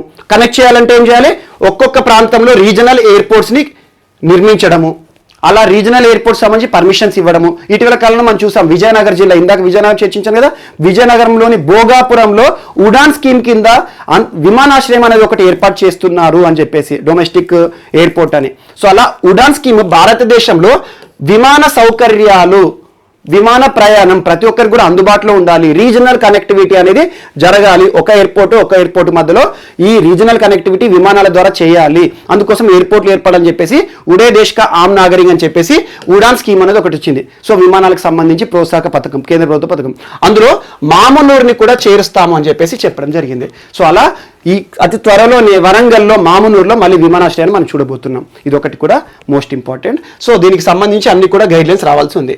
And next hall of fame అంటారు. ఏ క్రీడలో కానివ్వండి, ఎక్కడైనా చూడండి, ఏ ఫీల్డ్ అయినా సరే హాల్ ఆఫ్ ఫేమ్ అంటే ఏంటంటే ఒక రంగంలో ప్రసిద్ధ వ్యక్తులు, అంటే ఆ రంగంలో నిష్ణాతులైన వాళ్ళు కానివ్వండి, చాలా అపార ప్రతిభ చూపించి అందులో అరుదైన రికార్డులు సృష్టించిన వారు కానివ్వండి, ఒక మాటలో చెప్పాలంటే ఏంటంటే పలానా ఒక ఫీల్డ్లో వారికంటే ఒక ప్రత్యేక గుర్తింపు సాధించిన వ్యక్తులని హాల్ ఆఫ్ ఫేమ్ కింద ఒక్కొక్క రంగంలో గుర్తిస్తారు. Example W W hall of fame అంటే డబ్ల్యూడబ్ల్యూలో చాలా ఏళ్ల పాటు ఆడి ఎంటర్టైన్ చేసి ప్రజలను చాలా మంది అభిమానులను పొందిన వ్యక్తి అన్నట్టు. అలా హాల్ ఆఫ్ ఫేమ్ అని చెప్పేసి చరిత్రలో గుర్తుంచుకుంటారు. సో అలా క్రికెట్లో ఇటీవల ICC, international cricket council, ICC, so ప్రపంచమంతా కూడా క్రికెట్ని నియంత్రణ చేసే సంస్థ ఐసీసీ. క్రికెట్కి సంబంధించిన గైడ్లైన్సే కానివ్వండి, క్రికెట్కి సంబంధించి 2 దేశాల మధ్య షెడ్యూల్సే కానివ్వండి, ఇవన్నీ చేసేది ఐసీసీ. సో అలా ఐసీసీ క్రికెట్కి సంబంధించి అత్యున్నత సంస్థ. ఇటీవల ఐసీసీ 2020 సంవత్సరంలో 3 పాత క్రికెటర్ రిటైర్మెంట్ ప్రకటించిన క్రికెటర్లు ఇస్తారు. ఎప్పుడైనా కూడా ఆడుతున్న క్రికెటర్ని ఎవరివ్వరు. సో రిటైర్మెంట్ ప్రకటించి క్రీడారంగం క్రికెట్లో అత్యంత ప్రతిభ చూపి చాలా అందులో అరుదైన గౌరవాలు దక్కిన వ్యక్తులు ఎవరైతే ఉంటారో వాళ్ళని హాల్ ఆఫ్ ఫేమ్ కింద గుర్తిస్తారు. ఈ సంవత్సరం 3 క్రికెటర్స్ని హాల్ ఆఫ్ ఫేమ్ కింద ఐసీసీ గుర్తించింది. ఒకటి Jacques కల్లిస్, most important. South Africa చరిత్రలో, సౌత్ ఆఫ్రికా క్రికెట్ హిస్టరీలో జాక్వెస్ కల్లిస్కి చాలా వరకు తనకి అభిమానులు ఉంటారు. మంచి బౌలింగ్ అండ్ బ్యాట్స్మన్, సో మంచి ఆల్రౌండర్ అండ్ ఫీల్డర్, అన్ని రకాలు చూస్తే కల్లిస్కి చాలా మంది ప్రపంచంలో అభిమానులు. సో ఒకటి సౌత్ ఆఫ్రికా నుండి జాక్వెస్ కల్లిస్, అండ్ పాకిస్తాన్ నుండి ఒక మహిళా క్రికెటర్, తన పేరు ఏంటంటే పాకిస్తాన్ నుండి కాదు, మహిళా క్రికెటర్, ఆస్ట్రేలియా నుండి మహిళా క్రికెటర్ అండ్ పాకిస్తాన్ నుండి ఒక క్రికెటర్. సో అలా పాకిస్తాన్ నుండి క్రికెట్ ఎవరు అంటే జహీర్ అబ్బాస్ కూడా చాలా ఏళ్ల పాటు క్రికెట్కి సేవలు అందించాడు. పాకిస్తాన్ తరఫున చాలా ఇంటర్నేషనల్ మ్యాచ్లు ఆడాడు, చాలా కప్పులు కూడా గెలిచాడు. జహీర్ అబ్బాస్ ఫ్రమ్ పాకిస్తాన్. అండ్ ఒక మహిళా క్రికెటర్ ఆస్ట్రేలియా నుండి, సో తన పేరేంటి మనకి లీసా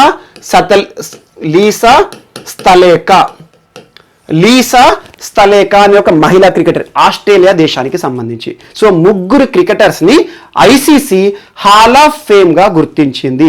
అంటే వీరు చరిత్ర ఉన్నంత కాలం క్రికెట్లో ఒక సువర్ణోదయం వీరికి అంటూ ఉంటుంది అన్నట్టు. సో అలా హాల్ ఆఫ్ ఫేమ్ ఇచ్చేసి ఇటీవల పురస్కారం కింద ఈ 3ని, ఒకటి జాక్వెస్ కల్లిస్, ఏ దేశము south Africa, and next Zaheer Abbas from Pakistan, Australia నుండి మహిళా క్రికెటర్ లీసా. సో ఈ 3ని కూడా ఐసీసీ హాల్ ఆఫ్ ఫేమ్ కింద ఇటీవల ఒక మర్యాదగా సన్మానం చేయడం జరిగింది. అండ్ నెక్స్ట్ లాస్ట్ ఈరోజు టాపిక్ ఢిల్లీ రయట్స్ మనం చూసాము జనవరి ఫిబ్రవరి ఆ టైంలో ఢిల్లీలో చాలా ఘర్షణలు జరిగినాయి. ఒకానొక సిచ్యువేషన్లో కమ్యూనల్ రైట్స్గా మారిపోయినాయి. నార్త్ ఢిల్లీ ప్రాంతం అంతా కూడా చాలా రక్తసిక్తం అయిపోయింది. అలాంటి ఢిల్లీలో జరిగిన ఉద్రిక్తతలు, ఢిల్లీలో జరిగిన ఘర్షణలు ఏవైతే ఉన్నాయో, ప్రజల మధ్యలో ఏర్పడిన ఈ ఘర్షణలన్నీ కూడా ఆ వాతావరణం అంతా కూడా దృష్టిలో ఉంచుకొని ఢిల్లీలో 3 నెలల పాటు జరిగిన ఘర్షణలన్నింటినీ కూడా ఒక బుక్ రూపంలో తీసుకురావడం జరిగింది. అలా ఢిల్లీ రయట్స్ 2020 అనే ఒక పుస్తకము వార్తలు నిలిచింది. ది అన్టోల్డ్ స్టోరీ అంటే ఎవరికి తెలియని నిజాలు అందులో ఉంటాయి. సో ఆ పుస్తక రచయితలు ఎవరైనా చూడండి, అంతే సరిపోద్ది. దాని యొక్క ఉద్దేశం ఏంటి, ఢిల్లీలో గడిచిన 3 నెలల కింద జరిగిన ఉన్నాయి కదా ఘర్షణలు, ఫిబ్రవరి, మార్చి, జనవరి ఆ టైంలో, కరోనా కంటే ముందు. ఒక రకంగా చెప్పాలంటే కరోనా పరిస్థితులే ఈ ఘర్షణలు ఆపేసినాయి అని చెప్పుకోవచ్చు. సో అలా బీజేపీ పార్టీ పైన చాలామంది విమర్శలు చేశారు, ఆమ్ ఆద్మీ పార్టీ పైన విమర్శలు చేశారు, మధ్యలో కాంగ్రెస్ పార్టీ పైన. సో రాజకీయ పరంగా ఘర్షణలు జరిగినాయి, ప్రజల మధ్యలో మతాల పరంగా కూడా ఘర్షణలు జరిగినాయి. ఢిల్లీ రయట్స్ 3 నెలల పాటు జరిగినాయి. సో అలా ఢిల్లీలో నార్త్ ఢిల్లీ ప్రాంతాన్ని కేంద్రంగా చేసుకుని జరిగిన ఘర్షణలు ఏవైతే ఉంటాయో వాటన్నిటిని కూడా అన్టోల్డ్ స్టోరీ ఢిల్లీ రయట్స్ అంటే గొడవలు 2020 పేరుతో ఒక పుస్తకం వార్తలు నిలిచింది. దాని యొక్క రచయితలు ఎవరైనా చూసుకొని సరిపోతుంది. అదేంటంటే Monika Arora, Sonali Chitalkar and next Prerna Malhotra. 3 authors ఉన్నారు ఈ పుస్తకానికి. సో అలా 3 రాసిన ఒక అన్టోల్డ్ స్టోరీ పుస్తకమే ఢిల్లీ రయట్స్, ఈరోజు వార్తలో నిలిచిన పుస్తకం. సో మిస్లేనియస్ అంశాలు ఏమైనా ఈరోజు మిగిలిపోయినట్టుంటే రేపటి క్లాస్తో యాడ్ చేసేసి మీకు మళ్ళీ రేపు మార్నింగ్ కలుస్తాను. Thank you.